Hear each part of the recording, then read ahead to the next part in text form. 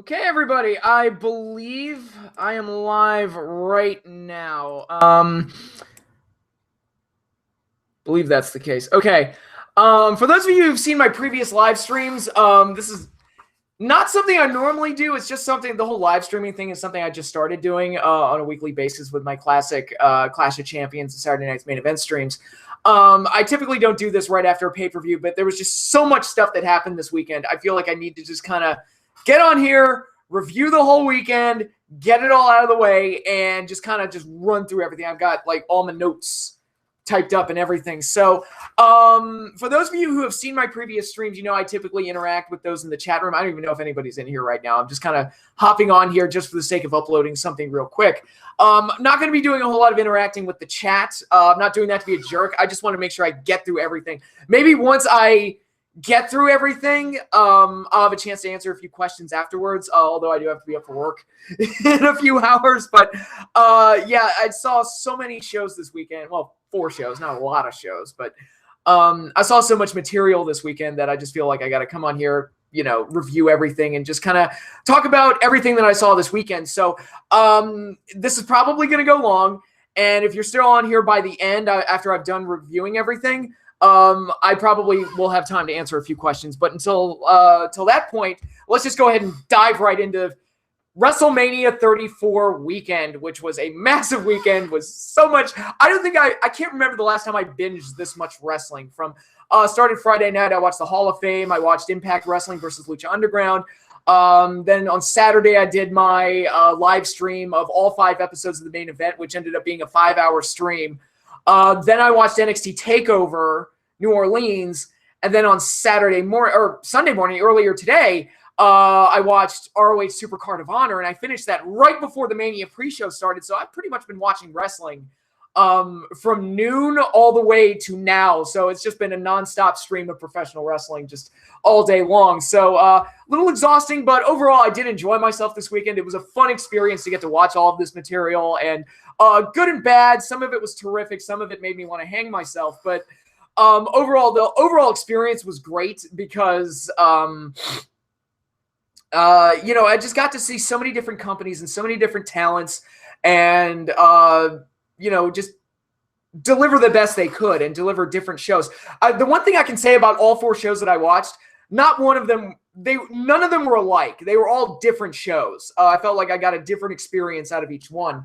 Some I like more than others, but overall, it was nice to see different companies kind of coming together and just delivering the best they could. And overall, made for a very fun experience. I will say right off the bat, the 2 matches I was most excited for this weekend delivered in spades, and that alone made me super happy this weekend. Everything else was just gravy, and nothing bad can ruin that. The 2 matches that I really wanted to see delivered tremendously well, and I could not be happier with how those 2 matches came out. But with all of that said, let me just go ahead and get started right now. Alrighty. Okay, starting off right off the bat, before I get into any reviews or anything, I do want to pay my condolences to luscious Johnny Valiant, who tragically passed away a couple days ago, right at the start of WrestleMania weekend. Apparently, he was killed in a traffic accident. He got hit by a car or a truck or something, and that's just you know, in the wrestling business, you're kind of used to drug overdose or heart attack or, you know, health problems, but to be taken by a freak accident, I mean, that's just random and senseless. And luscious Johnny V, he's a guy, I knew him as a manager. Like that's you know, when I got into wrestling and I went back and started watching stuff, I knew him as a manager. I thought he was a very fun, like, heel manager, and I remember him for stuff with the Dream Team, Greg Valentine and Brutus Beefcake, and I remember like some of the stuff he did with Bruno Sammartino, which was probably the first material I ever saw with Bruno in it, which is also kind of historic in its own right. At least for me anyway. So yeah, it's unfortunate to lose a wrestling legend. I just want to come on here, pay my respects to luscious Johnny V. Great commentator too. I thought he was a really fun heel commentator interacting with Gorilla. It wasn't on the level of like a Jesse Ventura or a Bobby Heenan, but I thought they had pretty solid chemistry. But yeah, so just wanted to come on here, pay my respects to luscious Johnny V. So Moving right along from there, we had the Hall of Fame. I'm going to brush through this really quick. Overall, the Hall of Fame is not really something that you can really review. I feel like it's something that's for the business and for the guys going in more than anybody else. It's not really for the audience. So reviewing it would be kind of pointless. What I will say is that I did enjoy most of the speeches. I thought Mark Henry had a very emotional and charming speech. I think he comes across like a very nice guy. Jeff Jarrett had a very emotional speech, even though they didn't acknowledge anything he did outside of WWE or like a little bit of WCW, but not much else. And I'm like, yeah, he did do other things, guys, you know. But I did like that he came out with Road Dogg and sang With My Baby Tonight, which is actually not a bad song. I never thought it was a bad song. So it was actually kind of a mark out moment for me. Ivory, I thought was a hoot. She is magnificent. I had a massive crush on her in high school, and I think I still do. It's dark-haired women. Man. Look, when I was in high school, I had a choice between two addictions. I could either be addicted to dark-haired women, or I could be addicted to hallucinogenic drugs. I made my choice, and I stand by it. So, Ivory, still hot, and look, nobody's asked you to marry him. You know, I'm right here. I'm free. I'm just saying. A Dudley Boy's speech, they had a nice little comedy routine doing, and they did the whole thing with the guy that cut them off, and they put him through a table and all this other stuff. So, yeah, what else? Goldberg's speech was fine, although he said he was going to go short, and he actually rambled a bit. So it's like, okay, but he told some funny stories. So there was that. Hillbilly Jim I felt bad for because the fans didn't seem to know who he was. But his speech was okay. He needed to kind of, it's like, all right, I get it, opportunity. You kind of need to get to the point, buddy. I mean, it wasn't Mr. T and his mama bad, but it was flirting with that line. And did I miss anybody else? Oh, the kid that got the Warrior Award. What was his name? JJ Robertson. I thought he was fun. Like, that's like this kid. He's throwing shade at Miz. He's throwing shade at John Cena. I was like, wow, this kid's funny. He should be a manager someday. He's terrific. Yeah, he's great. And I'm kind of going through this. Did I miss anything? Kid Rock's speech. He's gonna get in trouble for his I want to slam Democrats. You know, dude, you do not piss off the left. They will come out after you like a bunch of rabid vultures. I mean, I've made this point before. There are people on the left that have called me a right-wing Nazi, and I'm unaffiliated, and I consider myself a centrist, and they consider me a Nazi. So you do not want to go after these people. They will eat you alive. But whatever. That was Kid Rock's speech. And one other small thing that happened at the Hall of Fame that I thought was neat. During Hillbilly Jim's speech, he had mentioned Lord Alfred Hayes, and it got me thinking, you know, I was a Lord Alfred Hayes mark. I remember him being co-host with Vince and everything, and I thought, why isn't Lord Alfred Hayes in? That's ridiculous. And then they pulled up the legendary class list of, like, basically the legendary class are like the old guys that nobody alive, none of the current fan base really remember. So it's like guys that should have been in years ago, but we didn't get around to it. So here you go. And the last name on the list was Lord Alfred Hayes. And I'm not going to lie, I got a little misty-eyed. I was like, when I saw Lord Alfred Hayes' name come up right after I said, it's like, why isn't Lord Alfred Hayes in? I got like a little teary-eyed when I saw that. It's like, oh, Lord Alfred Hayes. Because I remember listening to him a lot on the Coliseum videos. He was typically a commentator on those. So I was very familiar with his voice. And as a commentator, I remember him for being the most consistent in his morality.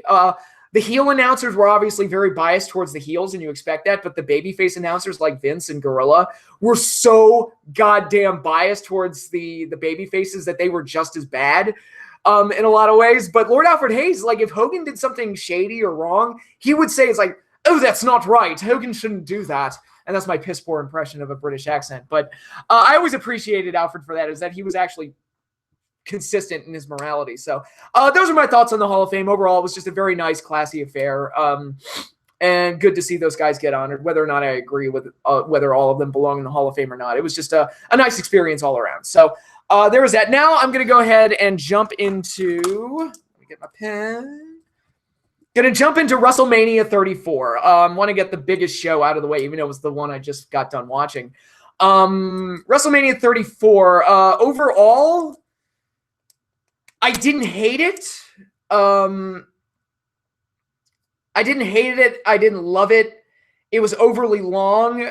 There was some stuff on it that was downright terrible, but there were enough entertaining moments and good stuff to make me go, okay, it was fine. Like, again, it was kind of a, if for every good thing they did, it felt like they did an equally bad thing. But it was like, I'm in a good mood. I'm in a happy mood this weekend, so I'm going to go ahead and give it a C grade overall. Mild recommendation on my review grade scale. It was overall an entertaining show. I don't regret watching it, but it's still overly long. It's like, guys, you can cut that down to 4 hours. We'd all be happier if you did.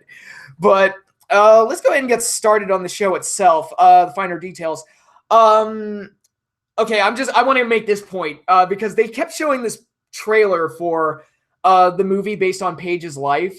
And I think the scene that they showed with The Rock was funny. The problem with it, though, is that I think it might be the best thing in the movie. I think they may have spoiled the best part of the movie.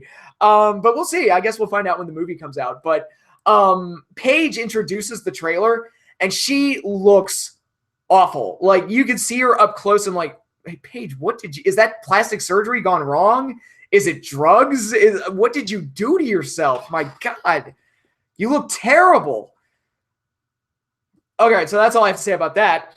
As for WrestleMania itself, I thought the set looked great. I thought the set looked very nice. Kind of looked like a video game level. I kind of felt like I wanted to play Qbert on the WrestleMania stage. But it looked nice. I thought the set looked very nice and very cool and very epic, as WrestleMania sets typically do. America the Beautiful was very nice, although every time I hear it, I get mad that they didn't have those opening ceremonies at WrestleMania 29 when I was actually there. So I was like, yeah, every other WrestleMania gets it, but I don't. It's bullshit. But anyway, let's go into the actual matches. We started off with the pre-show. We had the Andre the Giant Memorial Battle Royal, which was a typical battle royal. That's really all I have to say about it. It was a typical battle royal. Woken Matt Hardy won thanks to interference from his new partner, Bray Wyatt. That is interesting, although I made the crack on Twitter. Helping someone else win a battle royal is officially Bray Wyatt's most successful WrestleMania appearance. And it was on the damn pre-show. But anyway, I thought the match was a fairly typical battle royal, fine for a pre-show. It was what it was. The ending intrigues me. It's like, ooh, a Matt Hardy Bray Wyatt partnership. Let's see where that goes. I legitimately don't know where they're going to go with that, but could be interesting. So we shall see how that all turns out. That's something that's going to be explored upon on Raw tomorrow night. Where is Brother Nero going to fit into this as well? This could be like an interesting little, like a new age brood / Wyatt family or something. This could turn out into something pretty good, actually. Maybe even resurrect Bray Wyatt's career. Fingers crossed. We'll see. Next up, we had the finals to the Cruiserweight Championship Tournament. Cedric Alexander taking on Mustafa Ali. I mentioned this in my preview video. I have not been watching 205 Live at all whatsoever. So the whole heart versus soul thing, I had no idea what the fuck they were talking about. So that whole part of the story was completely lost on me. I thought the match was, for a situation that I had little to no investment in, I thought it was okay for what it was. Again, it was a pre-show match, so you can't judge it too harshly. It was fine. Cedric won the title, which I agreed with. I thought that was the right way to go since more people seem to know who he is. And it's like, all right, maybe I'll start watching 205 Live again. Who knows? We shall see. But overall, it was a pretty standard pre-show title match. That's pretty much all I have to say about it. Then we closed out the pre-show match-wise with the Women's Battle Royal,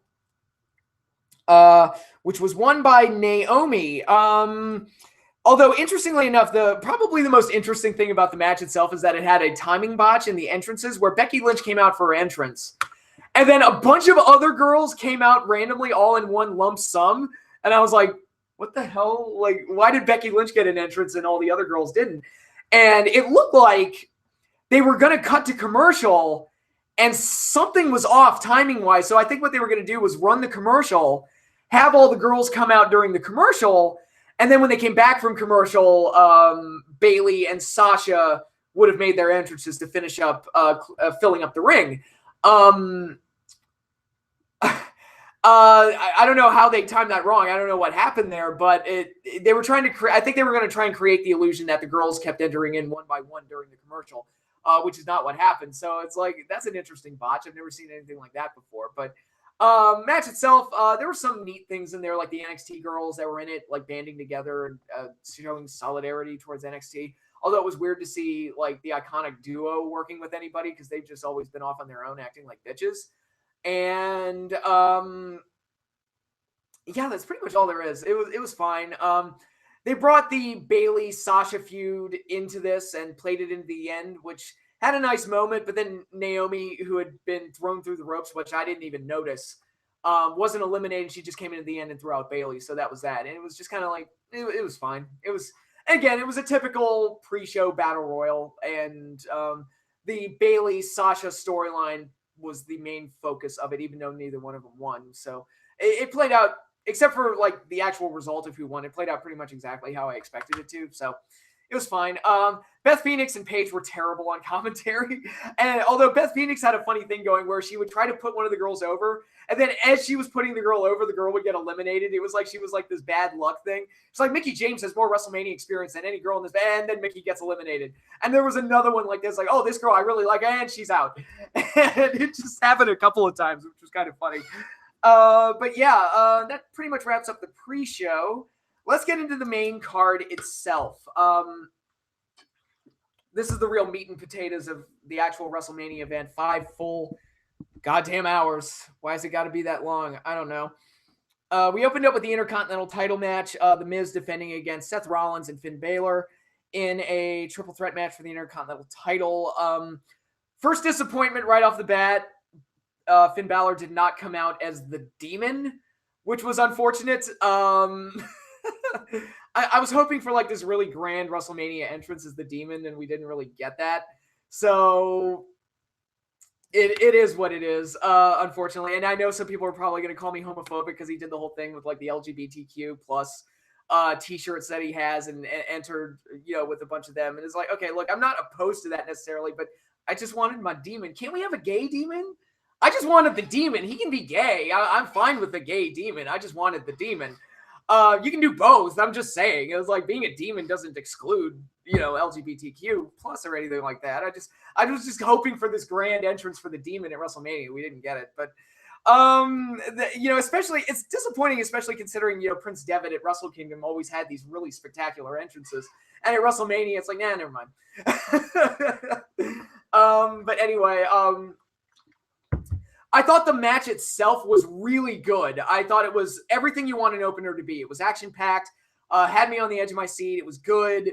All 3 guys played their roles perfectly. You had Miz as the heel. You had Seth and Finn as like the 2 athletes trying to outdo him. Finn had a leg injury at one point that actually did play into the overall flow of the match, which I typically, when they do an injury and then ignore it late in the match, that drives me crazy. But yeah, I thought the match was entertaining. I thought it was very good. I thought it was one of the better matches at WrestleMania, actually. And it was a really damn fine opener. Seth Rollins won the title, which was nice. I loved how they worked in the curb stomp and everything. One other thing I liked about this match, it wasn't a typical triple threat match. A lot of triple threat matches, they'll do the bit where they beat up one guy, throw him out of the ring, and then it's a one-on-one match, and then they just kind of cycle in and out. And it's just a bunch of singles matches. But here, for the most part, I felt like they involved all 3 guys in the action and did an actual triple threat match, which is what we want. And overall, I just thought it was a really good opener. That's, I'm not going to say match of the year or anything like that. It was everything you want an opener to be. And that's the nicest compliment I can give to this match. It was, it started the show off perfectly. It wasn't so good that it would outshine everything else, although it did end up outshining most of the card. It was good, hot, exciting, and got the job done. And you had a title change to kick off the show, which was great. So, really enjoyable match. Next up, we had Charlotte versus Asuka for the WWE SmackDown Women's title versus streak. I didn't feel like these girls meshed too well. I don't know. The match kind of fell flat to me. And that was punctuated by the fact that Asuka lost. So you had this kind of iffy match that didn't really click for me. I don't know what it was. I don't know if it's just both girls' styles didn't really click. I don't know if it was the crowd was super hot for the IC title match, and then this match kind of had to kind of win them back a little bit. I don't know. It just didn't kick into high gear like a lot of Asuka's other matches do. And it was just kind of, oh, that happened. And then Asuka lost which only made like the whole experience of her, because I remember watching her in NXT, like she'd been undefeated all this time, all the way through from her debut in NXT all the way to now, and it just felt like, really, that's how it ended? Because I've seen her get out of like a bunch of stuff and survive a bunch of stuff, and to have it end like that just felt anticlimactic. Yeah, it was just kind of, it was all right. Match was okay. Asuka's line at the end, it's like Charlotte was ready for Asuka, and that was nice, but it was also kind of like, it was okay. Like, the match was okay, but I was just disappointed Asuka lost, because it just didn't feel like it was time yet. I felt like Asuka really needed to be the champion while she was undefeated, a la Goldberg, just to really sell her as this huge like female star attraction. Now that she doesn't have the streak, it's going to take away. She will probably win the title at some point, but it'll take away from it because she's no longer undefeated. It won't feel as big as it could have been. Goldberg winning the title when he did while he was still undefeated, that felt huge. And they had a chance to do something like that here, and they didn't take it. So, again, not a terrible match, but just something that kind of, I don't know, it didn't really click for me. Then after that, we had the U.S. title Four Corners match, Randy Orton versus Rusev, who was by far the most over person in the match, versus Jinder Mahal versus Bobby Roode. And they gave the belt to fucking Jinder Mahal. Who is he blowing backstage? This guy has had mediocre performances. No one seems to care. It's not like he's if he were fucking like this super hated heel like Honky Tonk Man, I could get it. Like Honky Tonk Man, not the greatest worker in the world, but nobody cared because he was so fucking hated and got so much heat that it was like, no, dude, keep the IC title on Honky Tonk. He gets heat. Run with it. You can do stuff with that. It helped Warrior in the long run to keep the IC title on him. But Jinder's not even that hated of a heel. He's just a blah, a nothing. And he wins the belt. He's by far the least interesting person in this whole match. I don't understand it. Who is he blowing? Who is he blackmailing backstage? I need to know. I don't get it. I don't understand. Anyway, the match kind of fell flat for me. It was just kind of a filler match. If Rusev had won the title, or even if Bobby Roode had won the title, I would have been probably more forgiving of this, but it was kind of a flat match. And Jinder inexplicably got another belt for some reason. And I'm like, all right. Okay. Sure. That's where we are right now. That's what we're doing. And oh wow, I didn't realize I had this many people in the stream. That's 24 people in the chat room. That's the most I've ever had. I'm like super popular now. I'm a YouTube celebrity. Look, with the fall of Channel Awesome, somebody's gonna have to fill the void. I think I'm that guy. Not really. I'm insane. I suffer from, what was that line from The Critic? I've had every disease known to man, except delusions of grandeur. And that is why God alone has chosen me to do his work on earth. Okay, I'm rambling now. Okay, from there, we had one of the major attractions on the show, Ronda Rousey and Kurt Angle versus Stephanie McMahon and Triple H in a mixed tag match. I'm going to be honest, I enjoyed this. It was bonkers. It was, a bunch of like, how do I want to describe? A lot of bells and whistles and stuff, but I thought it was fun for what it was. I actually really enjoyed this match. Ronda did not look terrible in there, and they did enough with her to make it work. It was like, okay, maybe Ronda doesn't need as much work as I thought. She still needs work. Don't get me wrong. I mean, she's not like a finished product by any stretch of the imagination, but I thought they got through this okay. Kurt Angle looked better than he had the last few times I've seen him. It was solid. Like I just thought it was an overall like really entertaining, fun, solid match. And considering I think a lot of smart marks thought it was going to be a disaster, I think WWE can call this match a win. It was entertaining. We got the right result. I thought Ronda Rousey was going to tap out Triple H, actually. I thought that was going to be the highlight. To which I was fully prepared to say, if Ronda Rousey tapped out Triple H, I was fully prepared to say, it's like, and he wouldn't put Sting over. Fuck that guy. But no, Ronda Rousey tapped out Stephanie McMahon, which I think a lot of us expected. I'll say this: Triple H's best Mania match in a few years, probably easily his best one since the match with Bryan at 30. And if you've known me and my feelings on Triple H's history at WrestleMania, I'm typically pretty harsh on him at this event. But I thought this match Everybody did it as well as they could. I thought it was an overall entertaining match. I enjoyed it. It was bonkers and crazy, but what's wrong with that? I like a little showmanship. I like a little, flavor and circus antics and stuff like that. As long as it's fun, I don't really care. But yeah, I enjoyed this match. I thought it came out about as well as it possibly could. I'm sure it exceeded a lot of people's expectations. One of the better parts of the show, easily. All right, then after that, we got the three-way tag team match for the SmackDown tag team titles. The Usos versus the New Day versus the Bludgeon Brothers. I guess I could have made this point with the IC title match as well. I'm really thankful that we didn't get a multi-man ladder match at WrestleMania because those things were becoming old hat. And this weekend, I saw Supercard of Honor. I saw NXT TakeOver.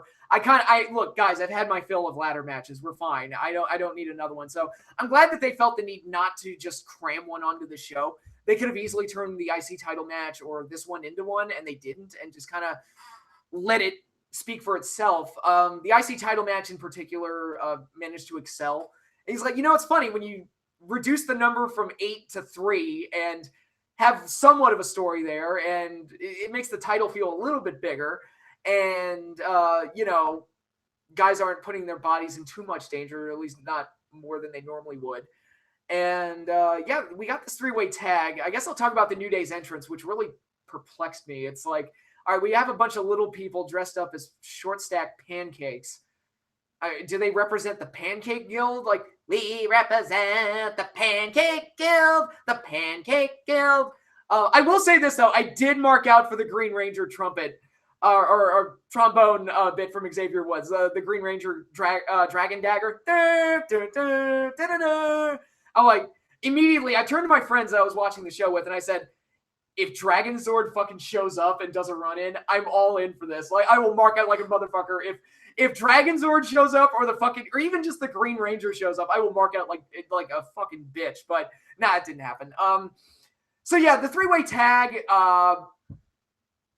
it was there. It was a filler match. I hate to just shrug my shoulders at a match. It felt like it was included just to fill time and no other reason. Bludgeon Brothers won the titles. I guess I'm okay with that. I'm not hating Rowan and Harper's new repackaging as the Bludgeon Brothers. I don't know if I would have put the straps on them at this point, but it was a match that was just there. We got new champions out of it.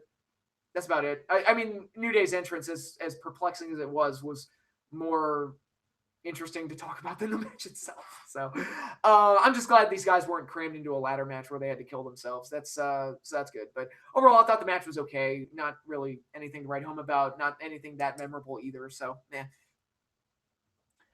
Then after that, we got, oh my God, we got this next. We got this next. Okay. So John Cena, who initially started out the show sitting in the crowd, and I was like, okay, how throughout the pre-show and the early portions of the show, how many times are they going to cut to John Cena sitting in the crowd? Because this is really getting irritating. I was like, dude, you only need to do it maybe once or twice during the pre-show and maybe once or twice on the main show, but they just kept cutting to him. I was like, oh my God, please stop this. And then right after the Asuka-Charlotte match, a referee came up to John and whispered something to him, and John's like, oh my God, and he jumps over the rail and just runs down to the entrance ramp. Kind of like stealing the spotlight from the girls a little bit. It's like, oh, we just had Asuka's undefeated streak end, and they had this emotional moment in the ring. But fuck that. John Cena's going to have a match, you guys. John Cena comes out for his match, his unannounced impromptu match. Lights go out after Cena makes his entrance, and out comes Elias, who performs a little concert. Elias was great as always. I thought did really well here. Cena beats the crap out of him. It's like, oh, well, I guess the match with Taker's not happening. And as he's walking up the entrance ramp, lights go out. You hear the gong. Taker's hat and coat appear in the ring. Lightning, very shitty, I might add, very shitty, terrible lightning effects strike the hat and coat, and the hat and coat magically disappear. It's like, wow, that looked really bad. I've seen like cheesy Disney Channel music videos from the 90s that had better production than that, but Undertaker comes out and they have their match. We'll call it a match. Cena versus Taker. Oh my God. I'm not going to lie. I got so much perverse enjoyment out of this. It's not even fair. I enjoyed this way more than I had any right to. I will say this. for the duration of the match, Undertaker looked good. He actually moved around a lot better than he has in years. I was like, oh my God, Taker has been hitting the gym. Did that hip replacement surgery actually work? I mean, oh my God. Taker's looking pretty solid here. This match and the way they did it was probably all Undertaker could do, though. And yeah, he looked good, but keep in mind the match was also 2.5 minutes, so this is probably all he could do. It's kind of like Goldberg, where it's like, yes, Goldberg looked incredible last year, but they kept it to under 5 minutes for a reason, you guys. Whatever. Hey, play to their strengths, hide the weaknesses, and do whatever. It's almost like they booked this match because somebody heard my complaints about Undertaker's last few matches at WrestleMania. It's like, oh my God, it doesn't need to go half an hour. Oh my God, what's up with the fucking kicking out of the tombstone and all the finisher fest shit? This is bullshit. I'm so sick of this crap. Basically, Undertaker goes into the ring, hits all of his trademark spots, and then proceeds to obliterate John Cena, who I believe the only move he hit the entire thing was his Protoplex. Which they hit that spot just for the sole purpose of Undertaker doing the setup. Undertaker chokeslams him, tombstones him, 1, 2, 3, and it's over.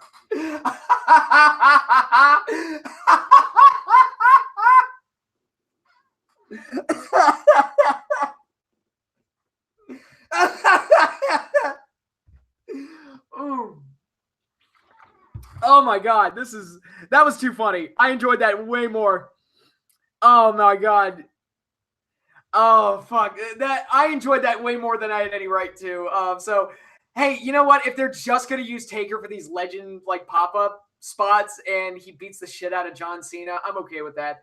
I'm totally okay with that. It's like, and John Cena, you're at a point where you're basically a jobber. So I'm like, dude, you can retire now. It's fine. Both of you, Undertaker, if you're not going to retire for whatever reason, if you just keep your matches like this, and you don't beat anybody that can afford to use the push, I'll be okay with it. It's fine. It's all fine. We're all good here.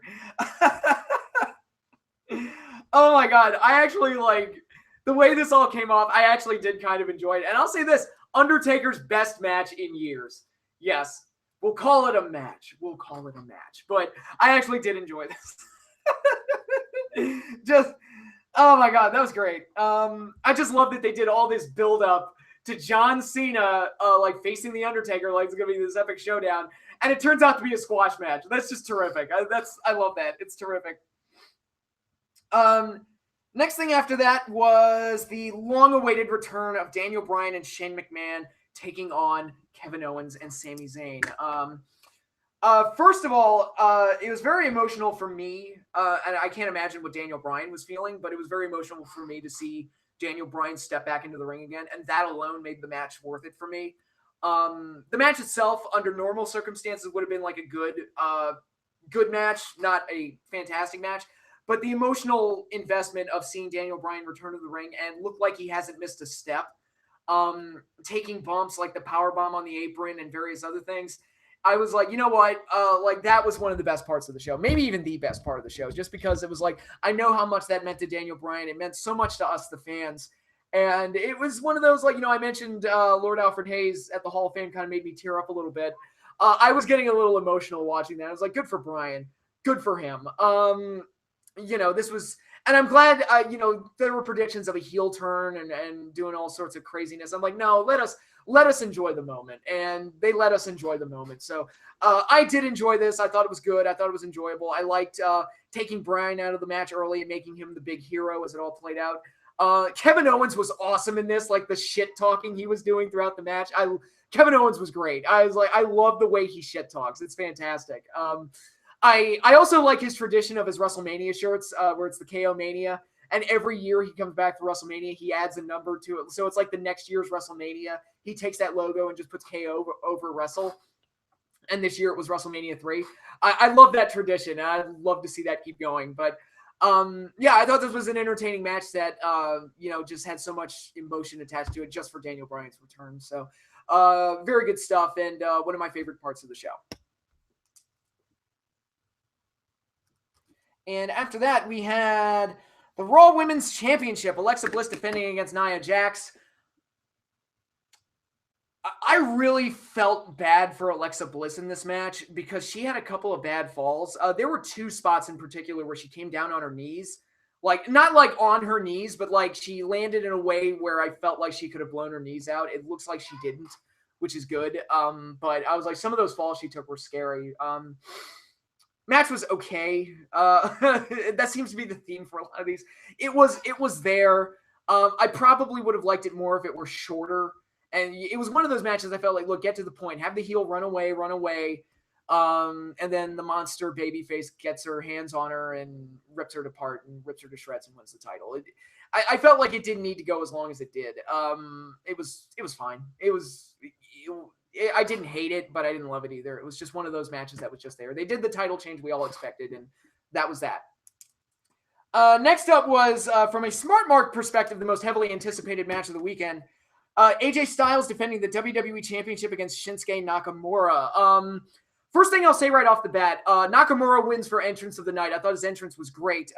Having Nita Strauss do the guitar for him sounded awesome. And I thought, he was like, wow, that looked cool. Looked cool, sounded cool. All of that was great. I loved all of that.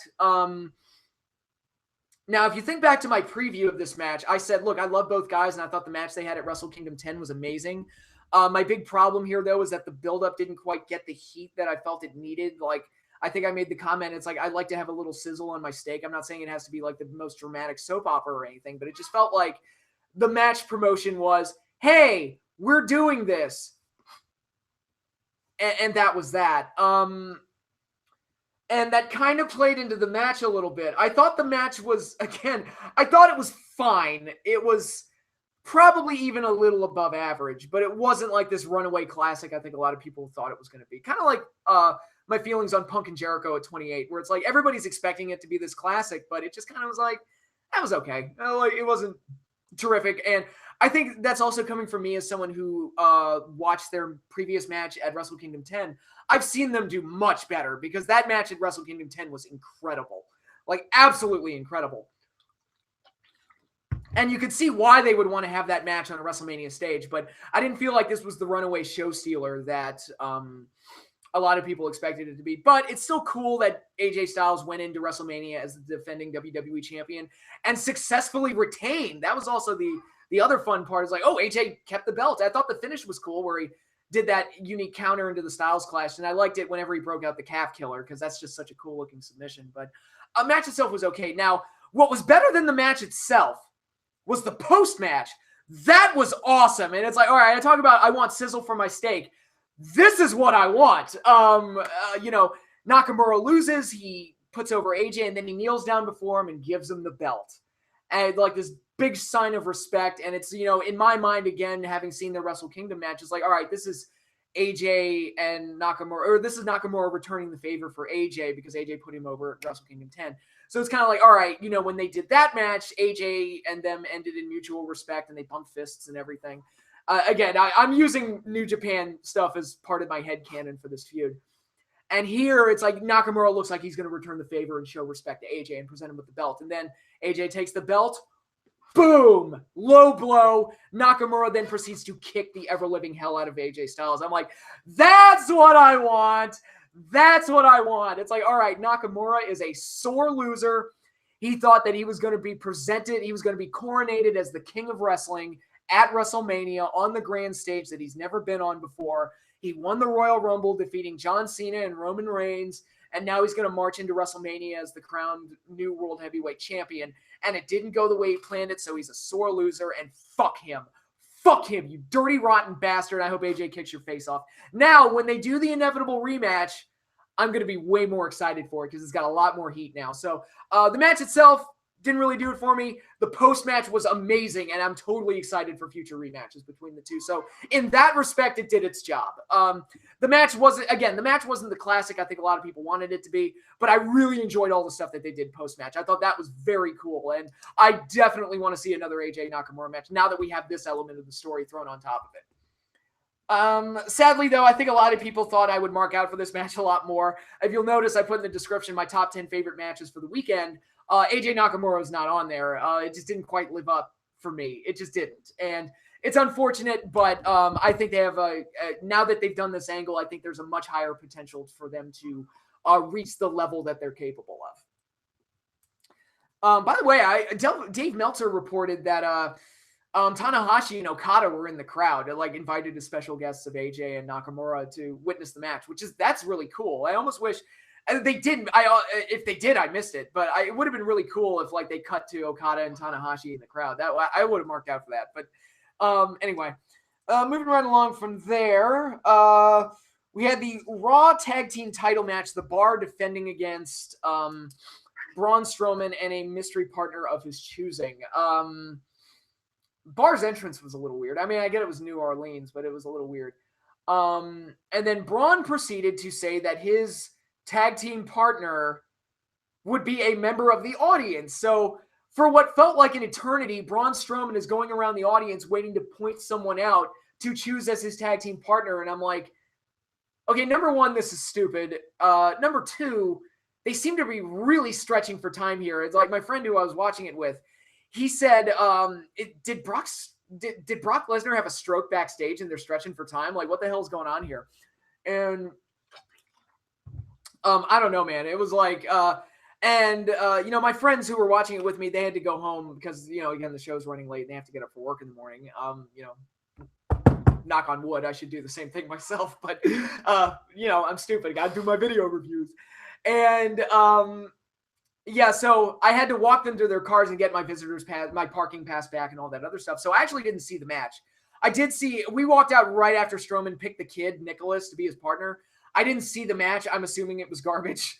I walked into their car, got my pass back, said goodnight, and came back, and I saw Strowman and the kid holding up the tag titles. I'm like, you've put the tag team championship on a child. That is ridiculous. That is, and I like Braun Strowman.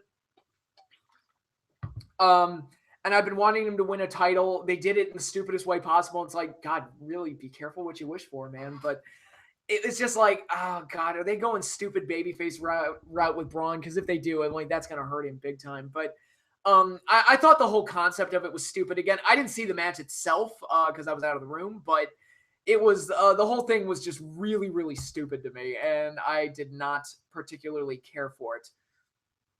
But whatever, that was that. And then we go into the main event. Roman Reigns versus the champion Brock Lesnar for the WWE Universal title. I think the fans pretty much summed it up. This is awful. The match was awful. It was, I think part of the reason they hated it because they felt the inevitability that Roman was going to go over. He didn't go over, which was shocking enough as it was. But again, it's like, let's move to finish to later. I'll get into the finish in a little bit, but the match itself felt like it was booked. I think the comment I made on Twitter was it felt like it was booked by children playing a video game where it was just Lesnar hitting F5 after F5 after F5 after F5, and Roman just kept kicking out. And it was like, okay, there comes a point where this gets stupid. And sure enough, the crowd was just shitting on it. Like, they were like, okay, God damn it, guys, this is fucking stupid. And, I know my favorite WrestleMania match of all time is Savage versus Warrior at 7, where Savage dropped 5 elbow drops on Warrior. But that match was so, first of all, they built up to that spot very well. The drama was all there. And when Warrior got hit with the 5th elbow drop, you kind of thought it was over. And it wasn't. And he actually managed to kick out. So it was actually this huge shock moment. And so the dramatic thing that they were going for actually worked. Here it was just like, all right, whatever. We know Roman's going to make his comeback. It's like, stop this. Stop it. Fuck you. Stop this.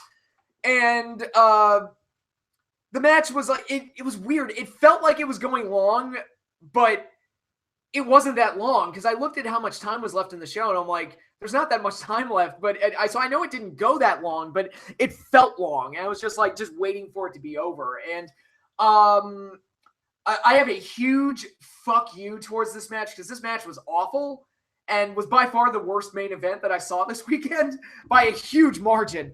And that even includes Ring of Honor's gaffe with their main event, which I'll get into that in a little bit when I review Supercard of Honor. But this match was completely terrible and fuck this match for getting color.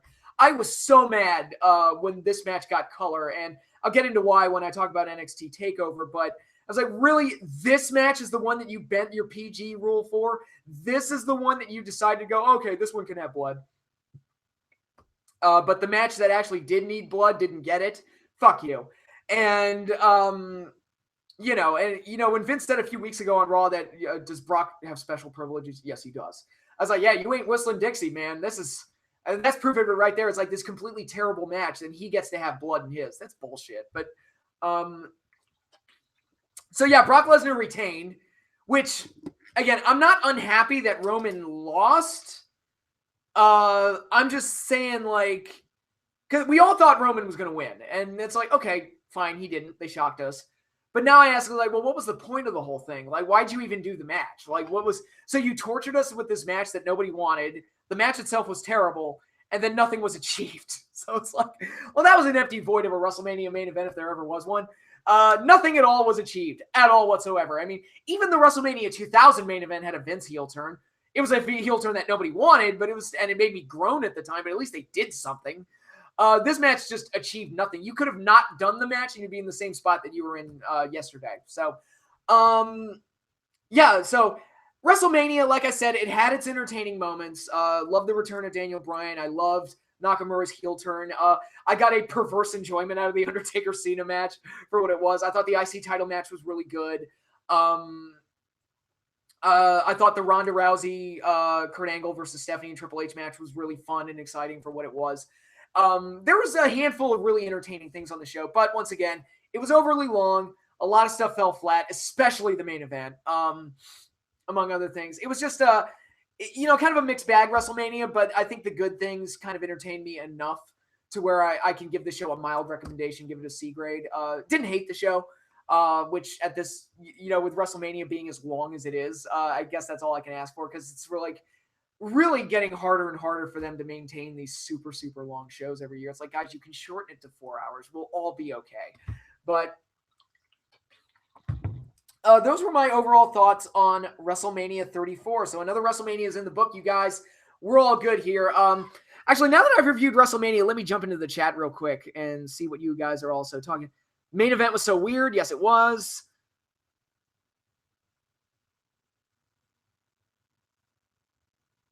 Nicholas is a way better champion than Mahal. You know what? Not wrong. Despite Lesnar killing Reigns, it easily ranks up as one of the worst WrestleMania main events ever. It's up there. It's up there. I give it points for not being a drag like some of Triple H's really long and terrible ones were, but it wasn't good.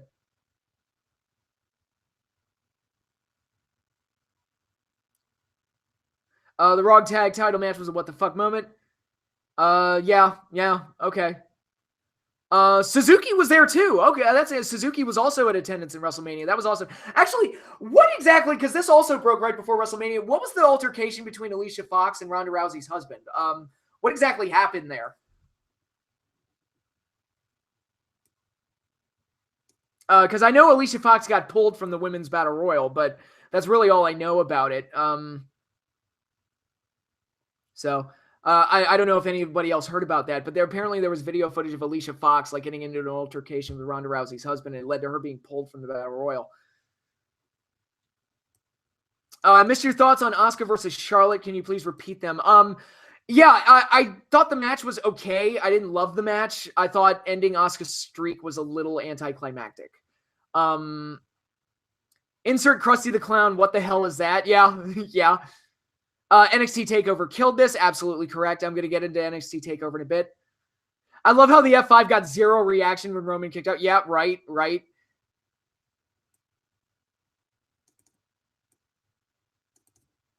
Yeah, she looked drunk on it. Yeah, is that what the problem was? Alicia was just drunk and just being a bitch? I feel like Mojo should have won the Battle Royal. Are you kidding? Is that a joke? You messing with me?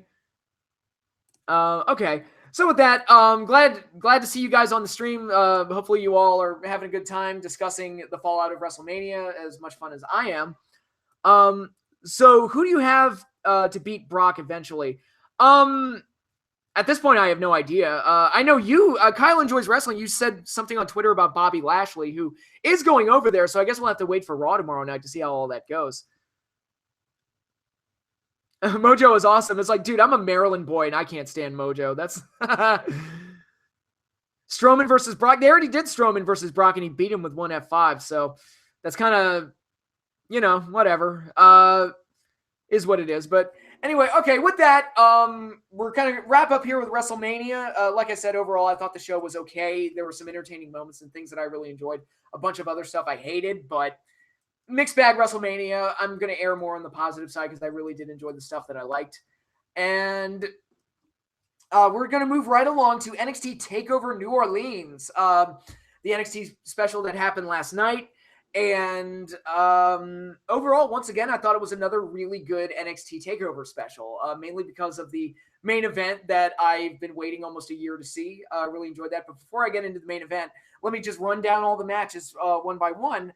First of all, before I get into the matches, actually, the live opening I thought was actually with the music playing, I thought that was an effective use of music. See, when you use musical acts, and that's one thing I did enjoy about this year's WrestleMania, they didn't have a pointless musical intermission, because that's really, whenever they have a musical act, that's pretty much all they are for, is just there to be an intermission. It's like, guys, no one's here to see the musical acts. But when you use them like for Nakamura's entrance, or you use them for America the Beautiful or something like that, that punctuates the show, rather than just bringing it to a screeching halt, because nobody's there for the music. But if it's used to make the show better, then, and using it for America the Beautiful and using it for things like a wrestler's entrance, those help make the show better.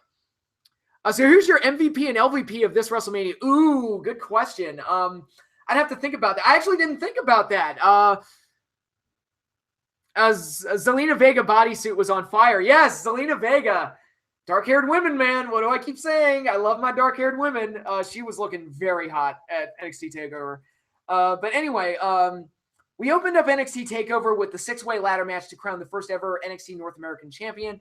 We had EC3, Ricochet, both of whom were making their NXT debut, versus Adam Cole, Bebe, the Velveteen Dream, Lars Sullivan, and Killian Dane.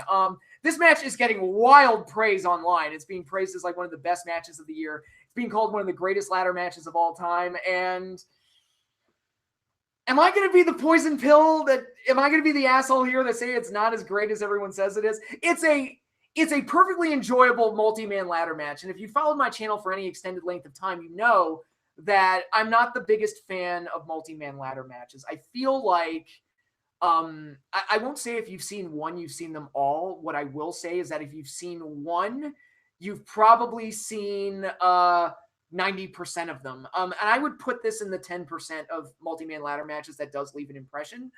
I thought some of the action in it was insane. Like Ricochet, who, good God, did he want to make an impression early on? He was doing some insane stuff like the springboard shooting star press and various other things. Everybody looked like they wanted to leave an impression in this match. Velveteen Dream, who disappeared for large portions of the match, did like this giant elbow drop off the ladder. EC3 was great at playing this swarmy heel character. It was cool to see the two power guys kind of go at it like two bulls, like Lars Sullivan and Killian Dane. The spots look rehearsed nowadays. Yeah, that's another problem with a lot of these ladder matches. They do look very rehearsed. But so yeah, I thought everybody worked hard to like have leave an impression on the match. My problem with it went about 7 or 8 minutes longer than it needed to. And typically if you feel like a match is going too long, it's going too long. If you've watched my Clash of Champions or Saturday Night's Main Event stream, especially on the Clash of Champions, when they have a match that goes too long, that really does not need to be that long, you can feel it. And it's like, guys, seriously, wrap this up. Let's go home.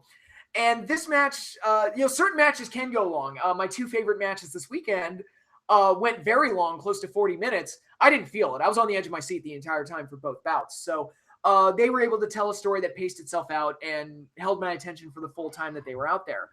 The ladder match felt like it peaked about 7 or 8 minutes before it ended. And, for a match that has 90 climaxes in it, it's hard to have an appropriate climax for a ladder match. But I felt like, for me personally, I felt like the match should have ended when they did the two slams through the ladders outside the ring by Killian Dane and Lars Sullivan, and they put everybody through the ladder. I would have had everybody be involved in those spots except Adam Cole, have him sneak in there and take the title, be a heel. and do that. That's what I would have done, just because that felt like where the match kind of reached its apex, and I would have just had to heel sneak in and take the title. Excuse me. But it felt like it just kept going, and I was like, guys, we can probably wrap this up now. And it looked like Lars Sullivan and Ricochet were doing this spot where Ricochet was going to do a springboard from the ropes to the ladder onto Lars Sullivan's back, and Lars would like keep climbing up the ladder with him on his back, which would have been amazing if they pulled it off, but they lost their balance and just kind of fell over, and I was like, that didn't get over as well as it could have. But the crowd was chanting, "This is awesome," before it even started. Well, you know how I feel about the "This is awesome" chants. That's just how it is. Although certain chants that I typically hate were used beautifully in my two favorite matches of the weekend, so I can't wait to get into those. But yeah, the ladder match I thought was good. I thought it was really exciting, but it probably went a little too long and kind of started to fall apart a little bit at the end. But I did mark out for Adam Cole winning. Adam Cole, baby. I mean, I did pick him to win, so I was happy that I was right. But it was just cool to see Adam Cole win. So overall, I did enjoy the ladder match. I thought it was good. I didn't think it was this masterpiece that a lot of other people said it was. But apparently I'm not the only one, because there are people in the stream saying a lot of the same things that I am. So, at least I'm not alone. That's good. I'm not sitting in the corner all by myself. But I thought the ladder match was a really good way to open up the show, although it was probably too good because it felt like the next couple of matches couldn't follow it.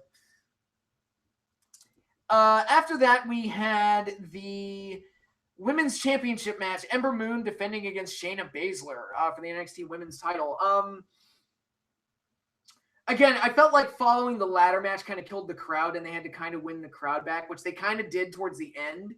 I like the stuff that they did with Shayna's shoulder injury and her like ramming her shoulder into the post to try and like pop it back into place. That was different. That was interesting. I've never seen that before, and it led to a little bit of drama towards the end. It's like, all right, is Ember going to be able to break the hold by attacking Shayna's shoulder, or is Shayna actually going to get the tap out here?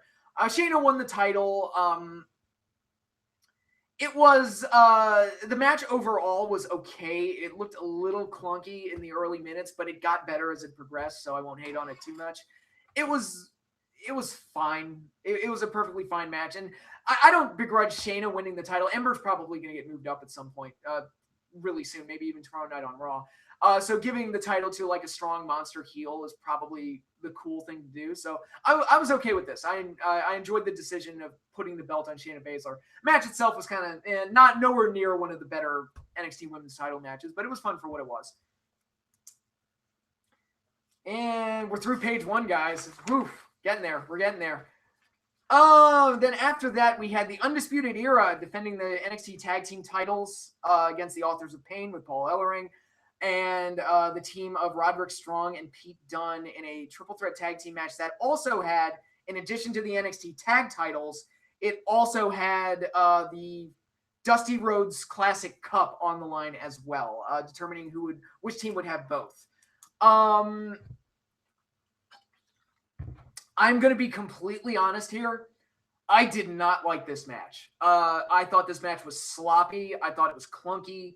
I thought the SmackDown tag title match at WrestleMania, which I wasn't a huge fan of, I thought that match was better.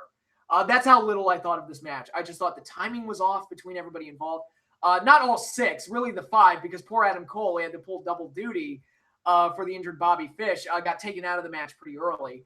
So it was really the five guys working the match. And I thought the match was very clunky, didn't work all that well at all, and just a really sloppy match. I was really surprised at how poor it turned out. And I don't know how people felt about this match. I've kind of been trying to avoid opinions as much as possible, so it wouldn't affect how I felt about it. But I don't know. I wasn't sure what to expect out of this match, but I thought, man, this did not work. It was paced poorly. It wasn't executed well. It wasn't very dramatic. It was just kind of a blah, nothing match. I'm sorry, I'm seeing comments. Like what you said about the Golden Lovers match a few weeks ago. I don't like that they just ignore tag team roles some of the time and just go with the other part. Yeah, I get what you're saying. Yeah, the ignoring of tag team wrestling just to do a bunch of spots, and then they go back to tag team roles, and they can't make up their mind if they want to follow the rules or not. But a lot of the times. But the Golden Lovers match at least had drama to it. This one didn't. All of that said, I'm really shitting on this match. All of that said, I thought the ending with Roderick Strong turning was very well done. I was like, okay, that was cool. With him joining the Undisputed Era. I hate that. You know, fuck it. I'm just going to call him the NXT Kingdom from now on because I hate that name. That name is terrible. They're the NXT Kingdom. That's what I'm calling them. But I thought the heel turn with Roderick Strong was very well done. He turned on Pete Dunne, allowed Kyle O'Reilly to get the pin. Undisputed or NXT Kingdom won the tag titles and the Dusty Rhodes Cup, and now they have a new member in Roderick Strong, strengthening their factions. So it was that was well done, and I like that. And it also kind of making it a triple threat match kind of fixed the problem that I typically have with tag team partner turns. It's like, okay, unless it's like a Strike Force situation or a Mega Power situation where the drama or the cause for the split happens during the match, if it's just the partner knows he's going to turn on his partner and then just does it at the end of the match, it's like, well, dude, why didn't you just do that in the first minute? Just turn on him in the first minute and make that happen. Super Brawl 8, I believe it was, did it right. The Steiner brothers, where Scott turned on Rick. It was a very short match. Scott turned on Rick, and that was it. That's all it was. And they just got rid of it quick. And, you know, not a great star ratings match, but they got to the point. It's like, look, Scott turns on Rick, point made. You don't need to belabor the point. But I think making it a triple threat match kind of adds that extra element of like, well, Roddy can't really turn on him right away because there's an extra team to deal with. So he's got to really like pick his spot on when to do that. And he did, and turned on Pete Dunne and made that happen. So we're probably going to have a Pete Dunne Roderick Strong feud. And now the NXT Kingdom is a much stronger faction. So while I did not like the match, I thought the ending was pretty cool and has got me excited of what they can do moving forward with both the faction and even Roderick Strong, who's typically never been one of my favorite guys, and what he's going to do with Pete Dunne as a feud. And wow, Pete Dunne's going to be a babyface. That's kind of cool. I kind of like that. So we have that. Then from there, we got Andrade Cien Almas with Zelina Vega taking on Aleister Black for the NXT title versus streak. I won't say it's one of my favorite NXT title matches of all time. I did think it was really good, and it had a nice storyline throughout the entire match. The main reason that Andrade Cien Almas keeps winning is Zelina Vega. She not only improved him and made him a world title caliber star, she also like really helps him out during matches. So she's always the X factor that really gives Cien Almas the advantage he needs to really excel and win his matches. And that was something that Aleister Black was going to have to overcome and deal with. And she kept interfering throughout the match. He hit the Black Mass at one point. She put his foot on the rope. She hit like a Spike Hurricane Rana on him at one point. While the referee was turned, she was picking her spots real well. And it was just something that Aleister Black was going to have to contend with. So it's kind of the opposite of one of the reasons that Cena versus JBL at Mania 21 didn't work for me is that the thing about JBL is like, look, we all know JBL is a shitty wrestler within the storyline and anyone can beat him, but they can't get past the cabinet.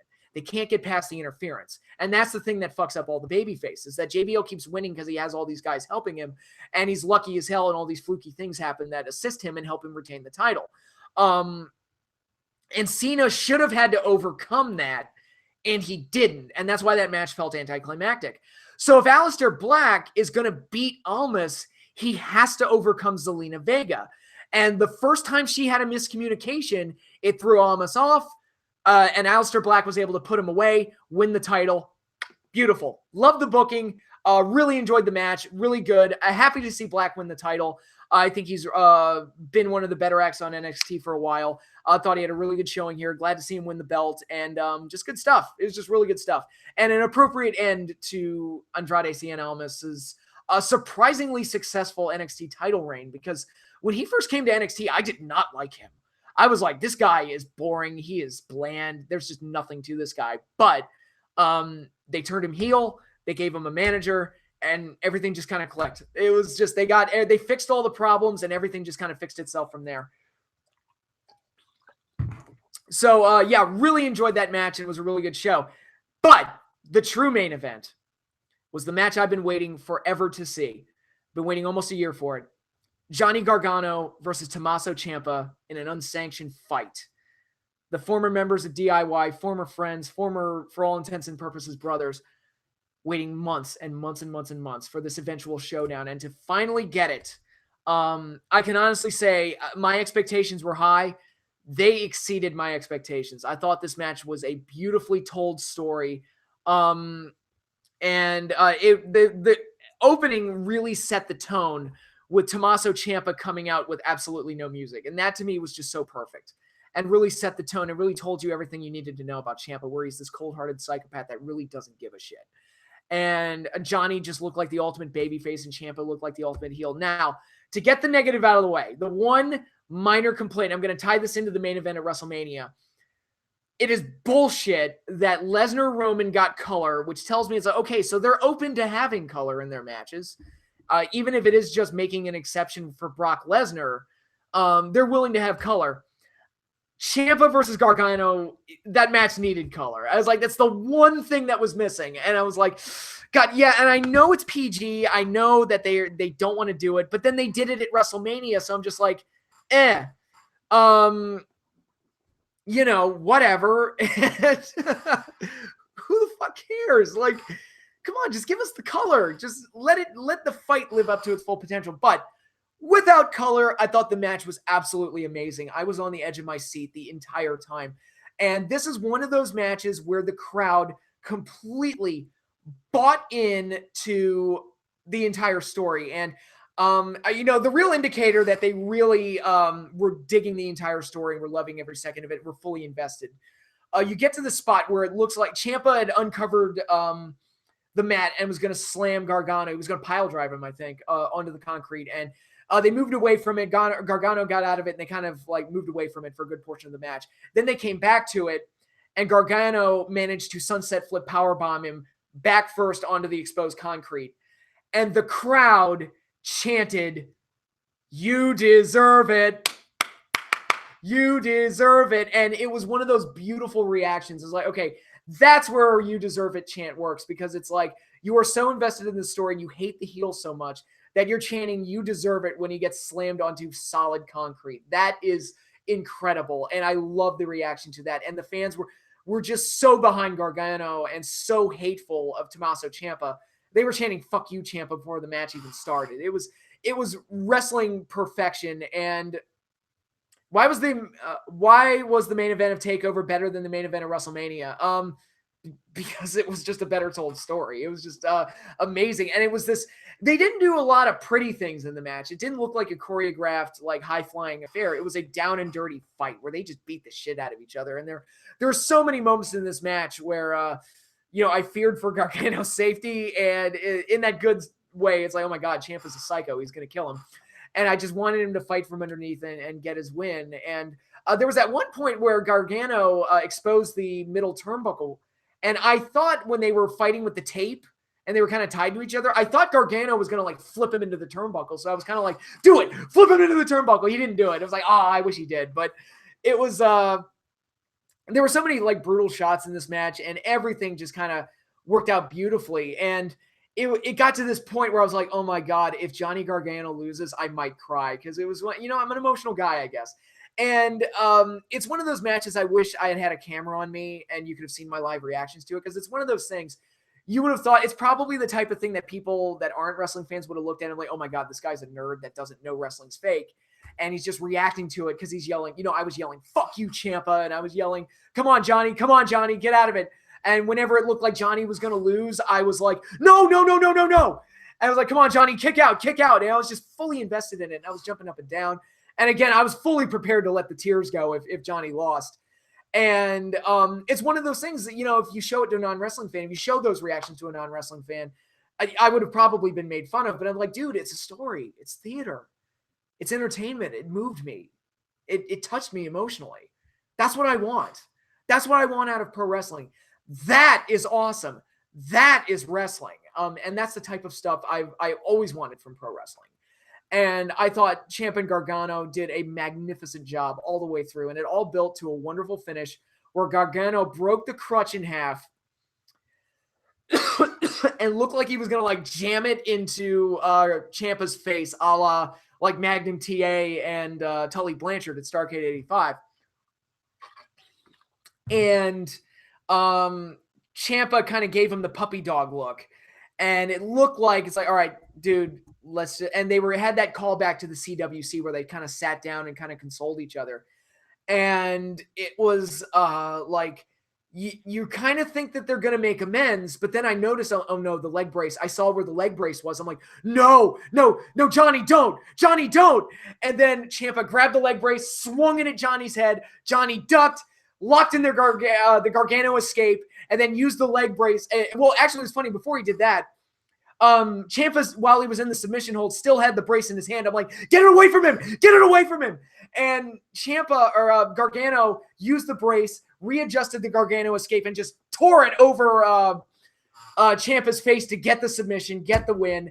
And Johnny Gargano won a beautifully told wrestling story from start to finish, and I loved every second of it.